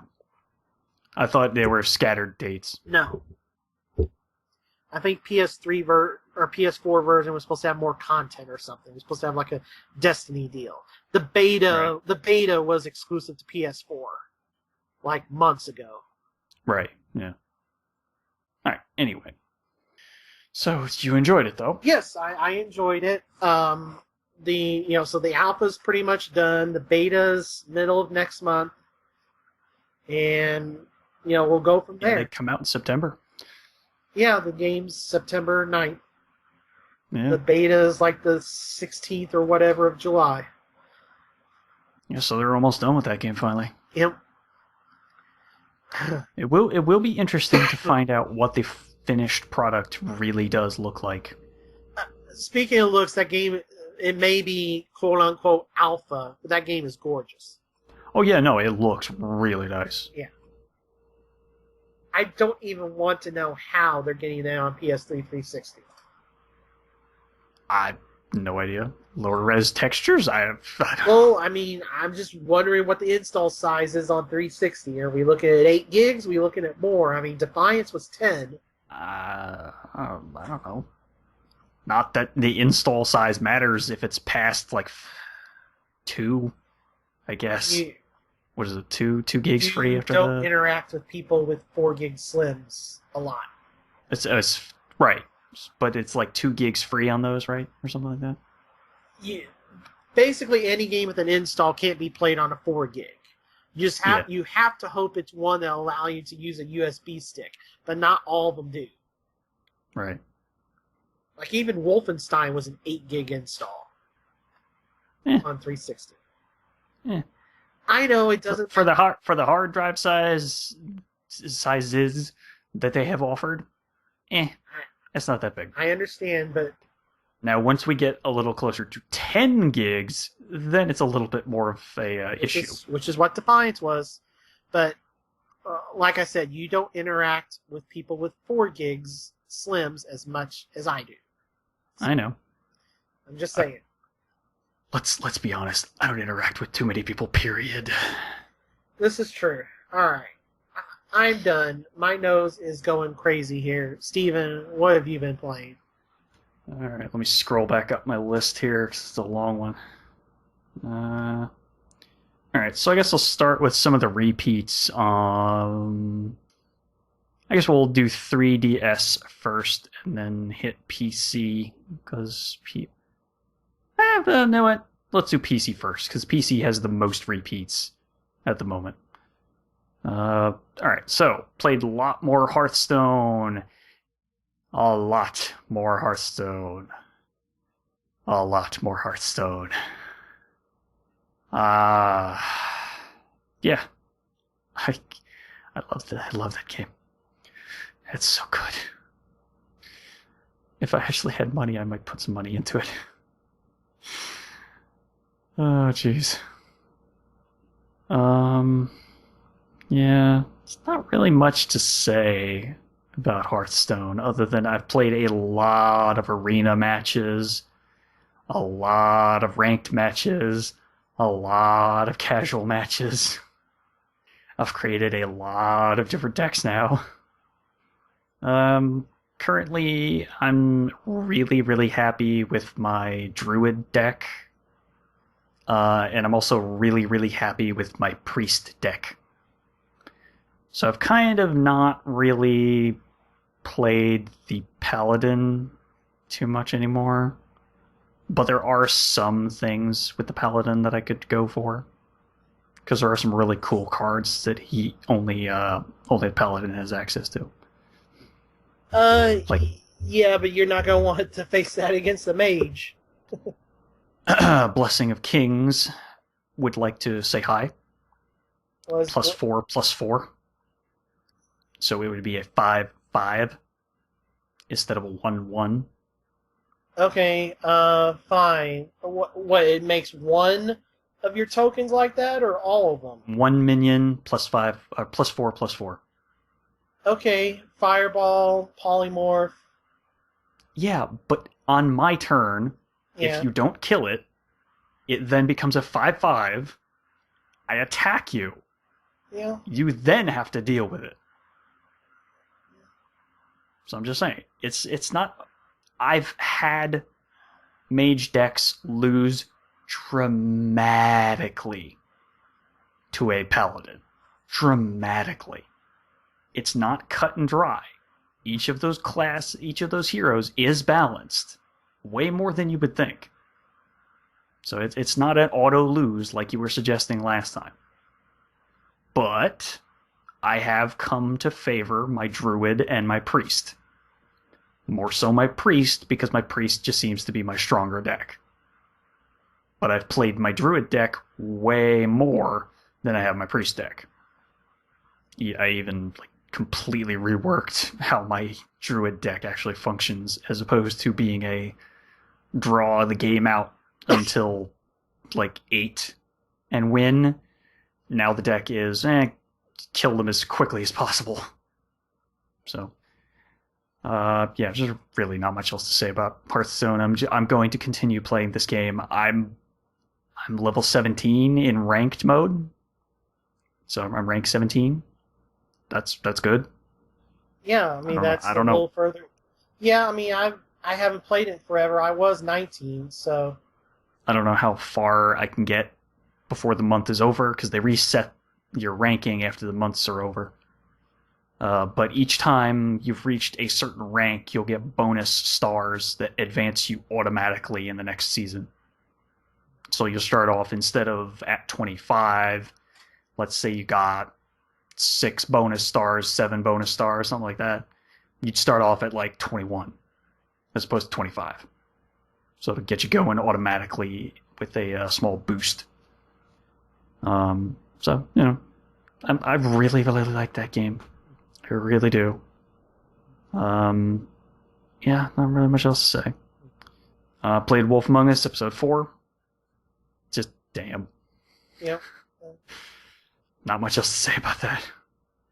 Alright, and then the final PC game that I played and finished, because it's only 3 hours long, was Brothers, A Tale of Two Sons. Yeah, bought that on sale on 360, only for 2 months later to go free on PlayStation Plus. Still haven't played it. A little while after that, it was free on Games with Gold. If I remember right. No, it's never. Was it just another sale? It was a sale. It was another big sale on it. It's never been free on 360. It's only been free on PlayStation. Well, let me tell you how no frills this PC port is. The launcher is the only place you get to adjust any kind of settings beyond how loud the game is. And even then, you only barely have any control over the options. It's a very, very no-frills port. You can adjust the resolution before you launch the game, and that's about it. There's really not much else in the options other than the brightness. So, it's a real no-frills port, but it is a really gorgeous game.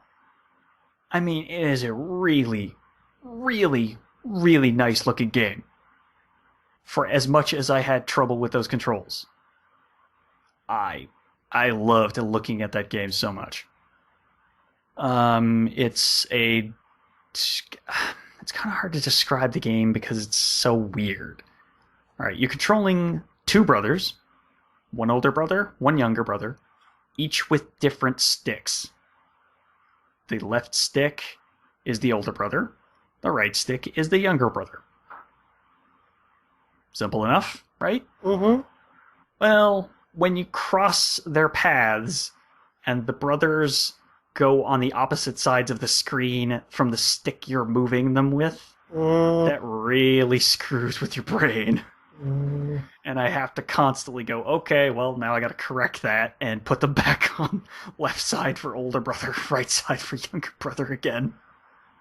Just because my brain cannot handle that. Now, each of the left and right triggers controls respective brothers' action interact ability. Those do different things based on, different obstacles or objects you're next to, So if you're near a switch, one of the brothers will throw it and activate whatever that was, stuff like that. This was a game I think more people definitely should play. It's a really interesting game. And even if you played the demo and thought, I don't know if I could really do an entire game with the controls, you should try the full game. Because it's worth playing it. It really does pay off very, very well. It's a really cool story. It's a really cool game.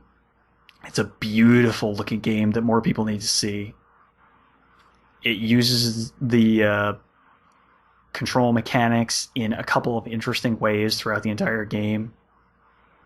I really enjoyed it. I really liked it.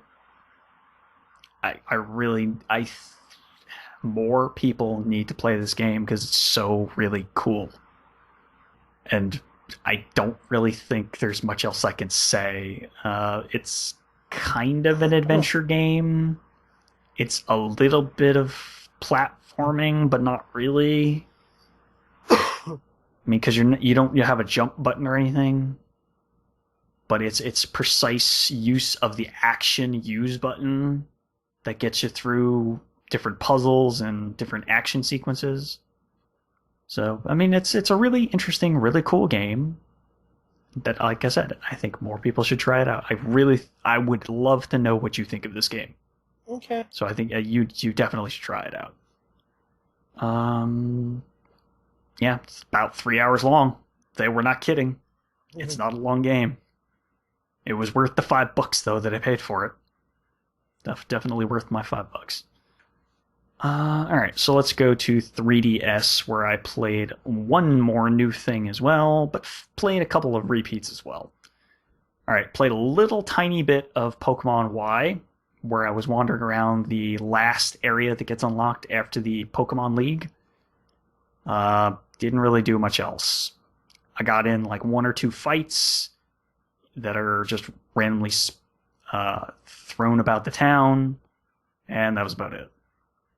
And then I also was playing some more Picross E4, to the fact that I finished all the puzzles in that game. And there are a lot of puzzles in that game.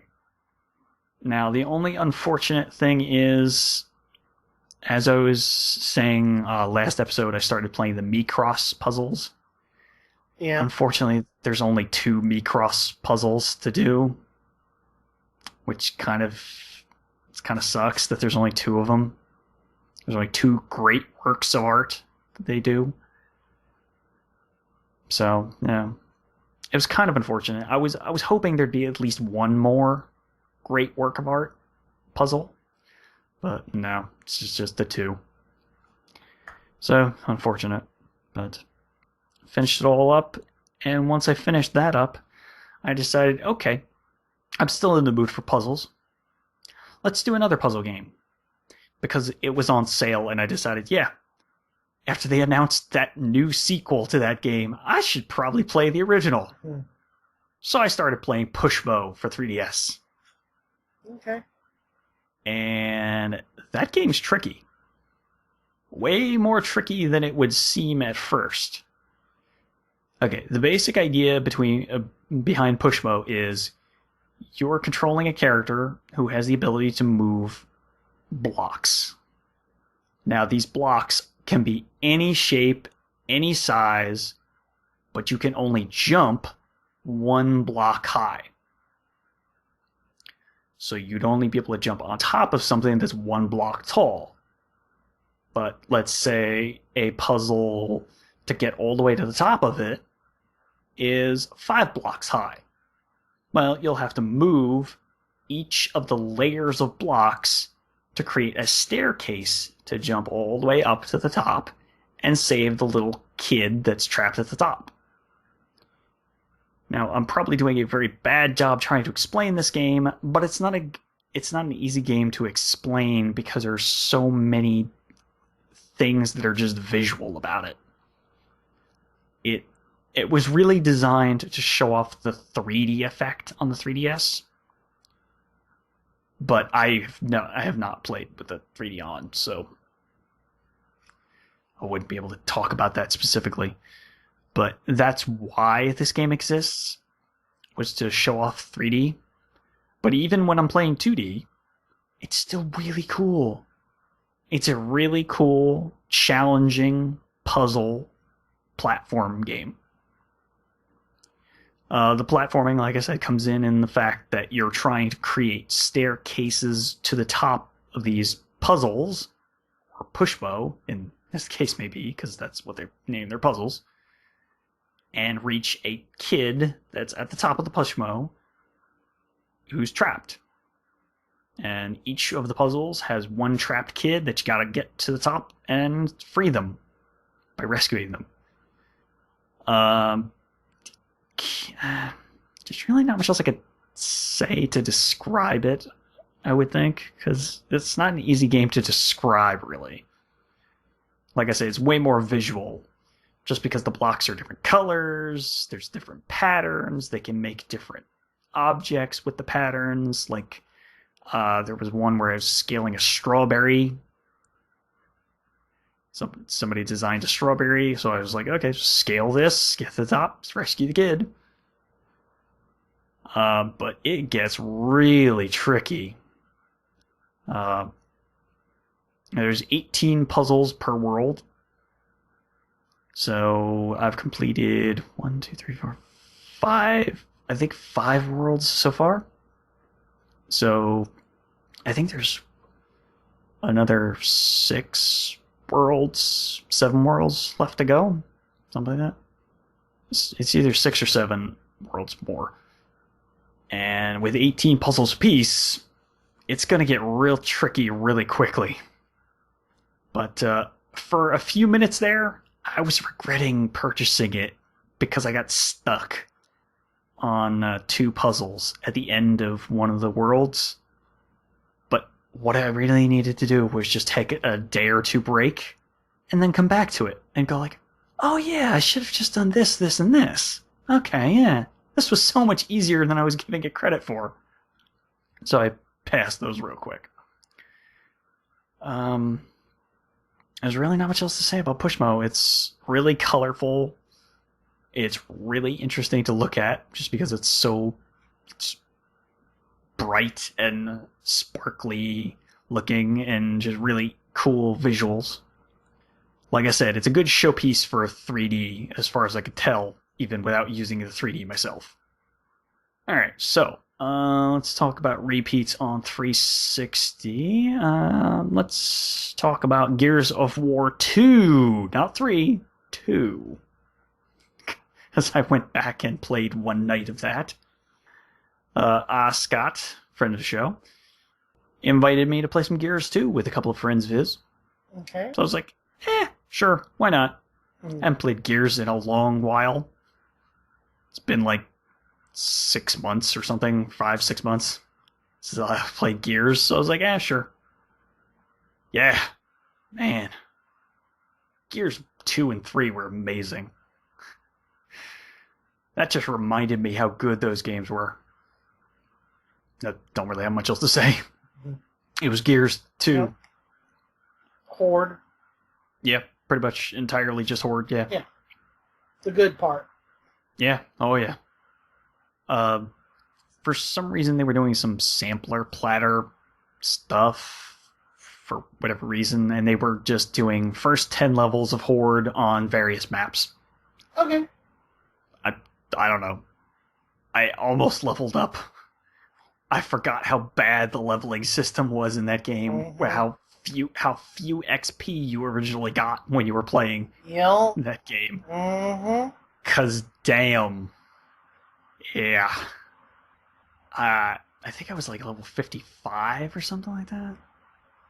And it almost got to level 56. And I played it for like 2-3 hours, some of that. Yeah.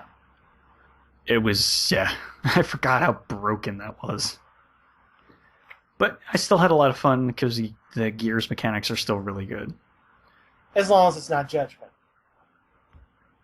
Yeah, but I mean, they made a lot of changes for Judgment. A lot. F that game.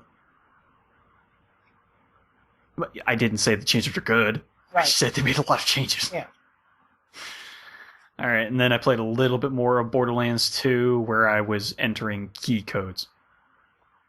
And played a little tiny bit of running around in true Vault Hunter mode. Okay. And that was about it. Oh, then I played a couple of hours of Halo 3 ODST, yes, the best Halo game ever created. Yes, and Patrick Klepek agrees with us. I know. That's amazing. I'm so happy he agrees. Just because it was such a good game. My cousin decided he wanted to play some Halo 3 ODST, and I said, sure, why not? Because I haven't played that game in years. I think the last time I played that game was back in, I want to say like 2011? I don't even know if that's, and they ruined Firefight. Yeah, I don't know what they were. I don't know why they decided to do what they did with Halo Reach. Yeah. Firefight, right? Yeah. But yeah, that was not what I was looking for out of Firefight. The only thing Firefight needed in Reach was live support. Boom, done. New maps, live support, done. But they added all these. For just doing random searches. Yeah. Yeah. they added all these weird scoring mechanics that just ruined it. Well, originally it was based on score. Well, yes, but it was the way it was paced and everything. But I guess people complained that it was too long of games, which I didn't complain. I like those endurance runs. Yeah, no, those were fine. But they turned it tough. Yeah, they were fine. Yeah, there was more than enough challenge. Right, but they turned it into an art like a coin op arcade score thing. Yeah. It just that didn't work. Yeah, not quite as well. But all right, so you went back to the ODST. It's always good times. Yeah, was playing through the campaign with my cousin, just because he wanted to keep going through it. And apparently we had played it at some point, because we left off with at least 2 of the story detective missions completed, which I was completely flabbergasted we left it like that. But apparently that's what happened. Yeah. Now I think we're on the last mission or 2. Yeah. I don't remember exactly how long, but I think there's like 1 or 2 missions left and then we're done. Right. Because we're on the final highway mission, so I don't remember if that was the last one or if there was one more after that. So, but still enjoy that game so much, and the soundtrack is so good for that game. Yep. It's one of the very few games I actually own a physical CD for the soundtrack. Yeah. It was that freaking good. Mm-hmm. Alright, and then I played some more Titanfall, regenerated one more time since we last spoke. I'm on Generation 4 now.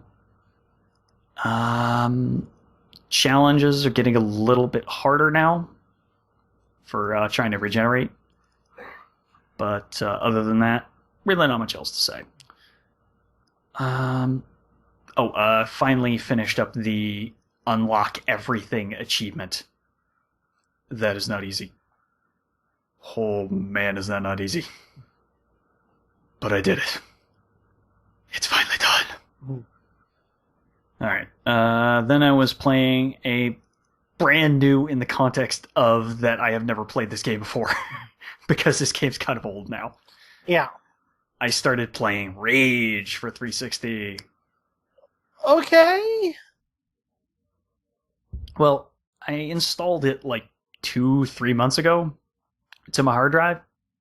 And then all 3 discs have been sitting on my hard drive for a long while now. So I was like, I kind of want to finish this.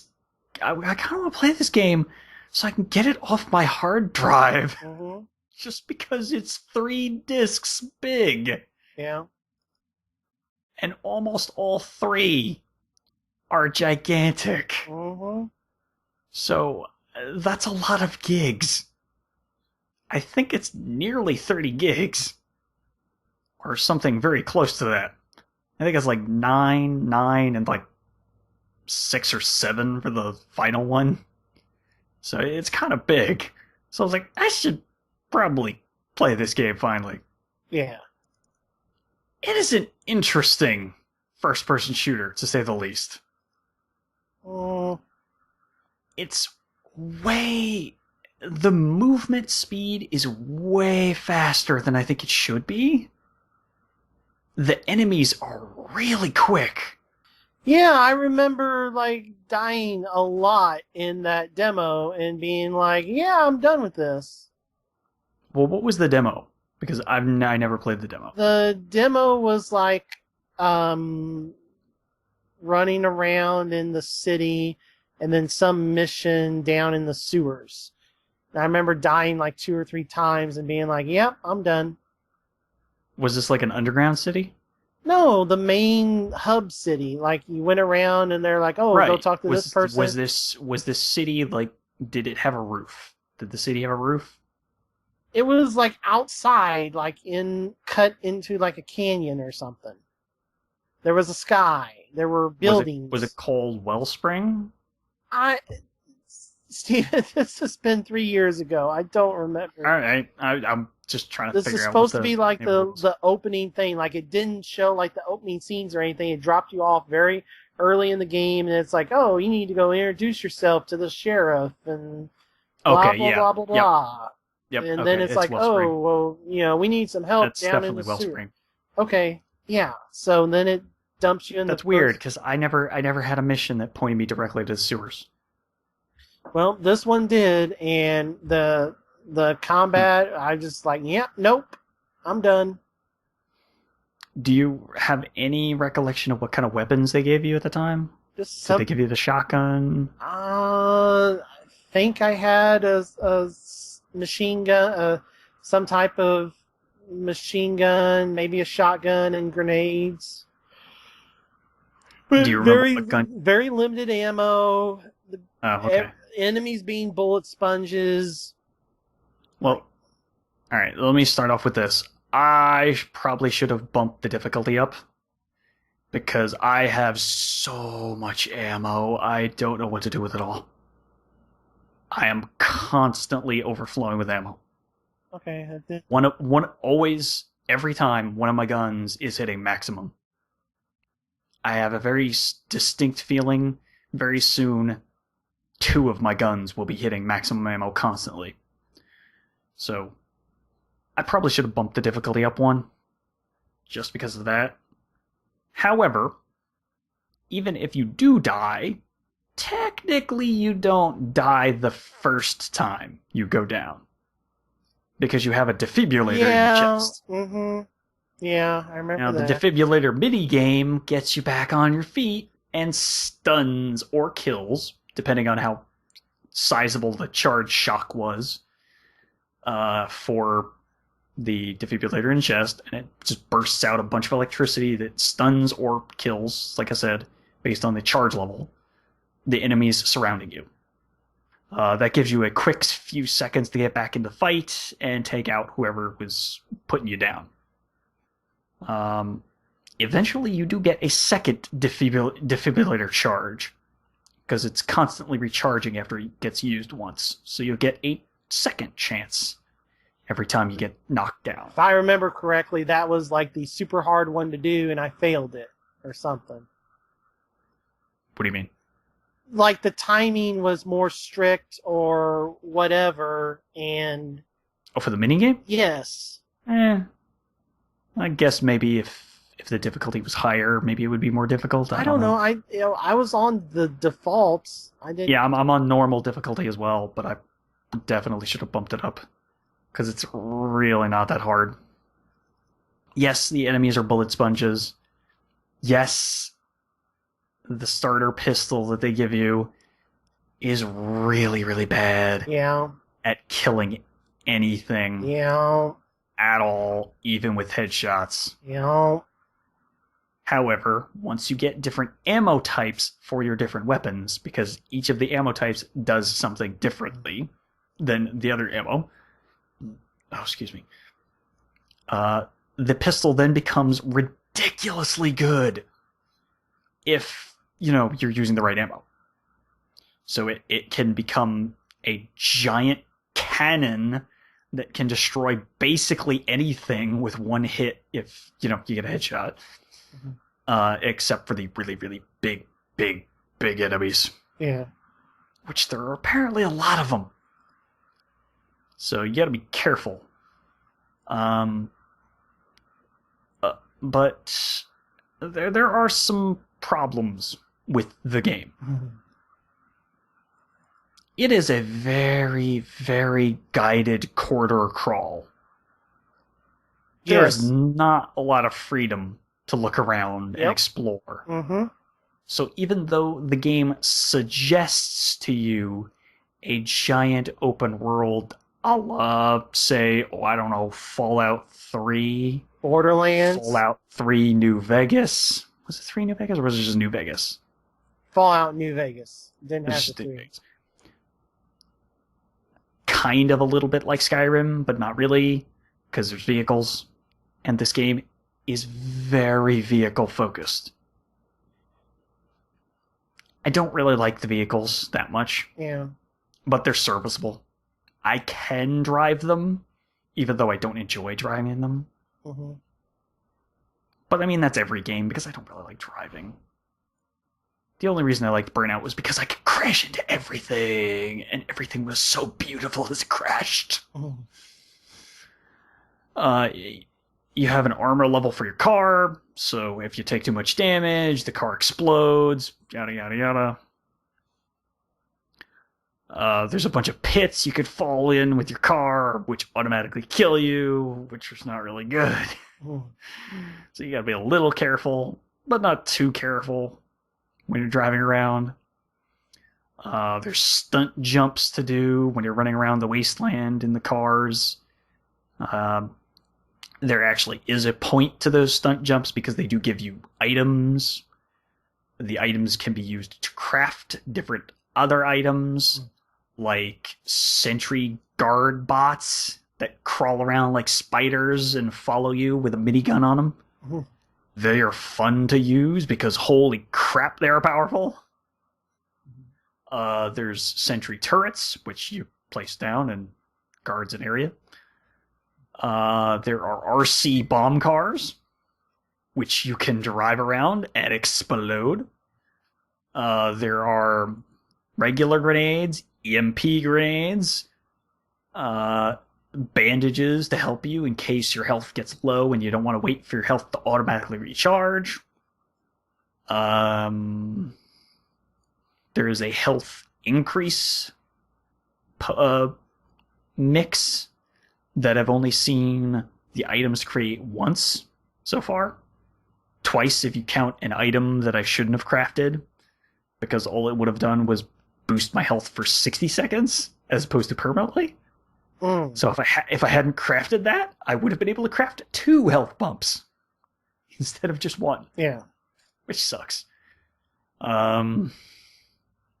The Anarchy edition of the game, which was the version of the game that I have. Right. I think it included a bunch of sewer missions. Yes. All of those sewer missions are exactly the same. They are as cookie cutter as they come. They're bland. If you actually do intend to play that game, don't worry about the sewer missions at all. Yeah. The ones that are associated with go down a sewer hatch just randomly strewn about the environment. Because they are just so boring. And all they do is waste your pistol ammo or shotgun ammo. Because they are dreadfully easy.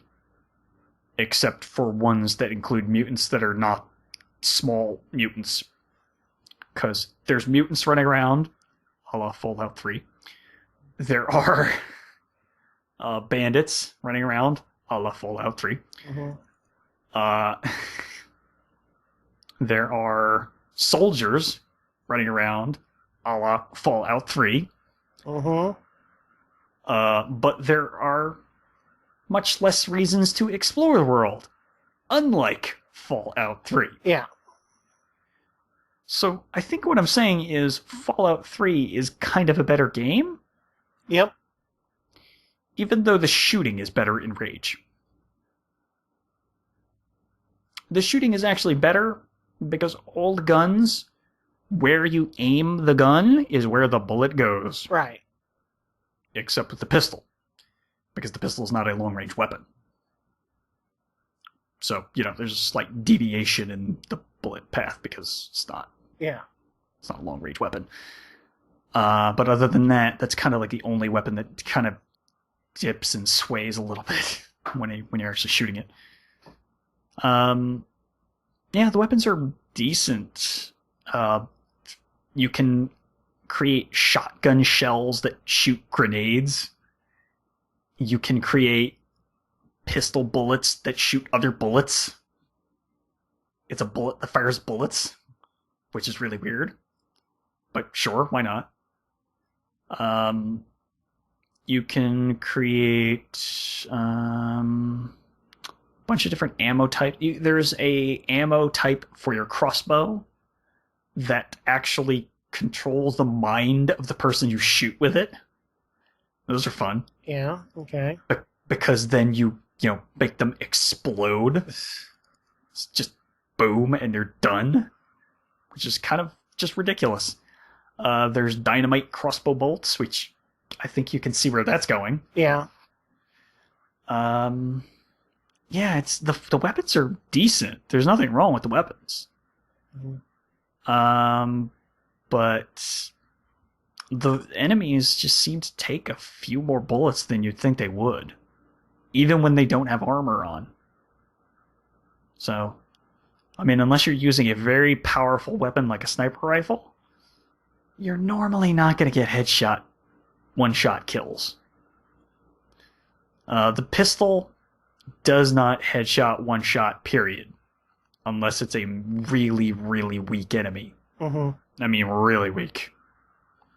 Like, beginning of the game weak. Because as soon as they start putting helmets on, it takes like 4 shots to the head to kill somebody with that pistol. Unless you upgrade the ammo and start using the fat boy ammo, which basically turns it from a 12-shooter to a 6-shooter. Mm-hmm. Which is really weird. Your first pistol is a revolver that shoots like 12 bullets before having to reload. Which is really weird. But that's probably because each of those bullets is super weak. Yeah. Yeah, the sawed-off shotgun is just a sawed-off shotgun. It's junky. So as soon as you get the combat shotgun, start using that combat shotgun, because it is amazingly good. It just doesn't have a lot of range. Right. Yeah, other than that, there's really not much else to say. The game is racing, shooting, and a little bit of talking. The voice acting, really good. It's really well voice acted. The game looks pretty good. But there's really not much else to say about it. It's kind of a straightforward game. I've been playing it for about 12 hours now, so far. And I'm still on the first disc. So, I don't know if that gives you a good idea of how long the campaign is. Well, see, that's weird, because most people beat it in like 10 hours or less. I mean, I guess if you just straight up mainline the entire thing instead of searching around for stuff. Yeah. Maybe that's possible. You could do it in a really quick. Also, everything I'd heard is that the ending sucks and is abrupt, and the game didn't sell, so it'll probably never have a sequel. Yeah. The thing is, so far, up to the point where I'm at right now, they haven't really established why the big baddie enemy is my big baddie enemy, and I don't think they're going to. So, yeah. I mean, it looks fairly good on 360. For being on a 360, the game looks really good, except for just this one thing. When I was exploring an area called the Dead City. Now, I guess, just by the name, I'm pretty sure you could guess why it's called that. Yeah, some type of undead something or other, or something killing everything, one mutants. Or the other. It's mutants. It's full of mutants, and basically just mutants. So, while I'm searching around for an item that's from the Dead City, I run into a hospital room. Now, in this hospital room, there's this weird object off to the side, and I go, oh, that looks like one of those, like, mini robots from, like kind of like Lost in Space robot. Yeah. If that gives you any idea. Right. I search the rest of the room, get all the items you can pick up. I turn around and look at this thing again, and I'm like, wait a minute. I don't think that's a robot. And I go and look at it from a different angle, and from the side, I'm like, is that is that a microscope? It is the weirdest looking microscope I've ever seen. It is just this blocky, weird texture thing. It just barely resembles a microscope. I don't know what the hell that thing is, but it's certainly not a very good microscope. It is the weirdest thing I've seen in that game. I really wish I had been able to take a screenshot of that, just because it was so weird looking. But other than that, the game's looked pretty good so far. That's kind of about it. I mean, I'm going to keep playing until I reach the end of the game. I really doubt highly that I will do anything with the multiplayer in that game. Yeah. Because apparently there's multiplayer. It's just the racing, though, I think. Well, there's also something called Legends, Wasteland Legends, or something like that. And I don't know I have no idea what those are. Okay. I don't know if they're something that was added later on, or if that's just like some kind of wave-based survival or something like that. I have no idea. Yeah. Maybe I'll check out that at least to figure out what that is. But it's not bad.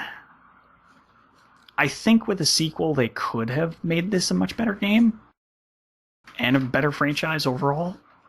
Yeah. But yeah, unfortunately, I don't think that's ever going to happen just based on everything that happened after the game released. Yep. So that's kind of all the stuff that I've been playing. And that's a long show. Yep, we'll have to split off a part 2 about E3, and I've also got the short list of games coming out at retail in July, so we'll split that off into a second episode. Yeah. Yeah, well... Or a second part. It'll be its own full episode, because this is before we talk about E3 stuff, so the next episode would be, let's talk about all the E3 stuff. Yeah. Because there's a couple things I really want to talk to you about. Because holy crap. Oh, Nintendo. That's all I'll tell you right now. Okay. That was nuts.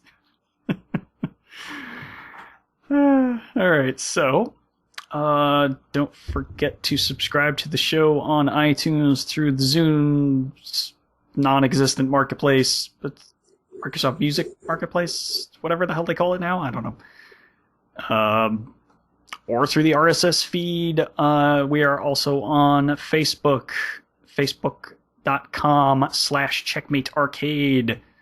Or just search for Checkmate Arcade in the search box at the top. You will find us very quickly. You can follow us on Twitter @Checkmate Arcade. Or you can follow me and my random minor tweets @DarkBossman. I'm much more active, and I'll be the one looking at the @Checkmate Arcade. I'm @MSU Hitman. So I think that's going to do it for this week. Or at least for this episode. And we'll catch you next time for all the stuff that happened at E3 just this past week. I was following such a gamut of emotions this past couple weeks. My name is Stephen Boss, the Dark Boss Man. And yeah, it was kind of fun to play the game that Defiance and Firefall tried to be. I'm MSU Hitman Jason Billingsley. And maybe we'll see you on live, PSN, or maybe even on the net. Peace out, everybody.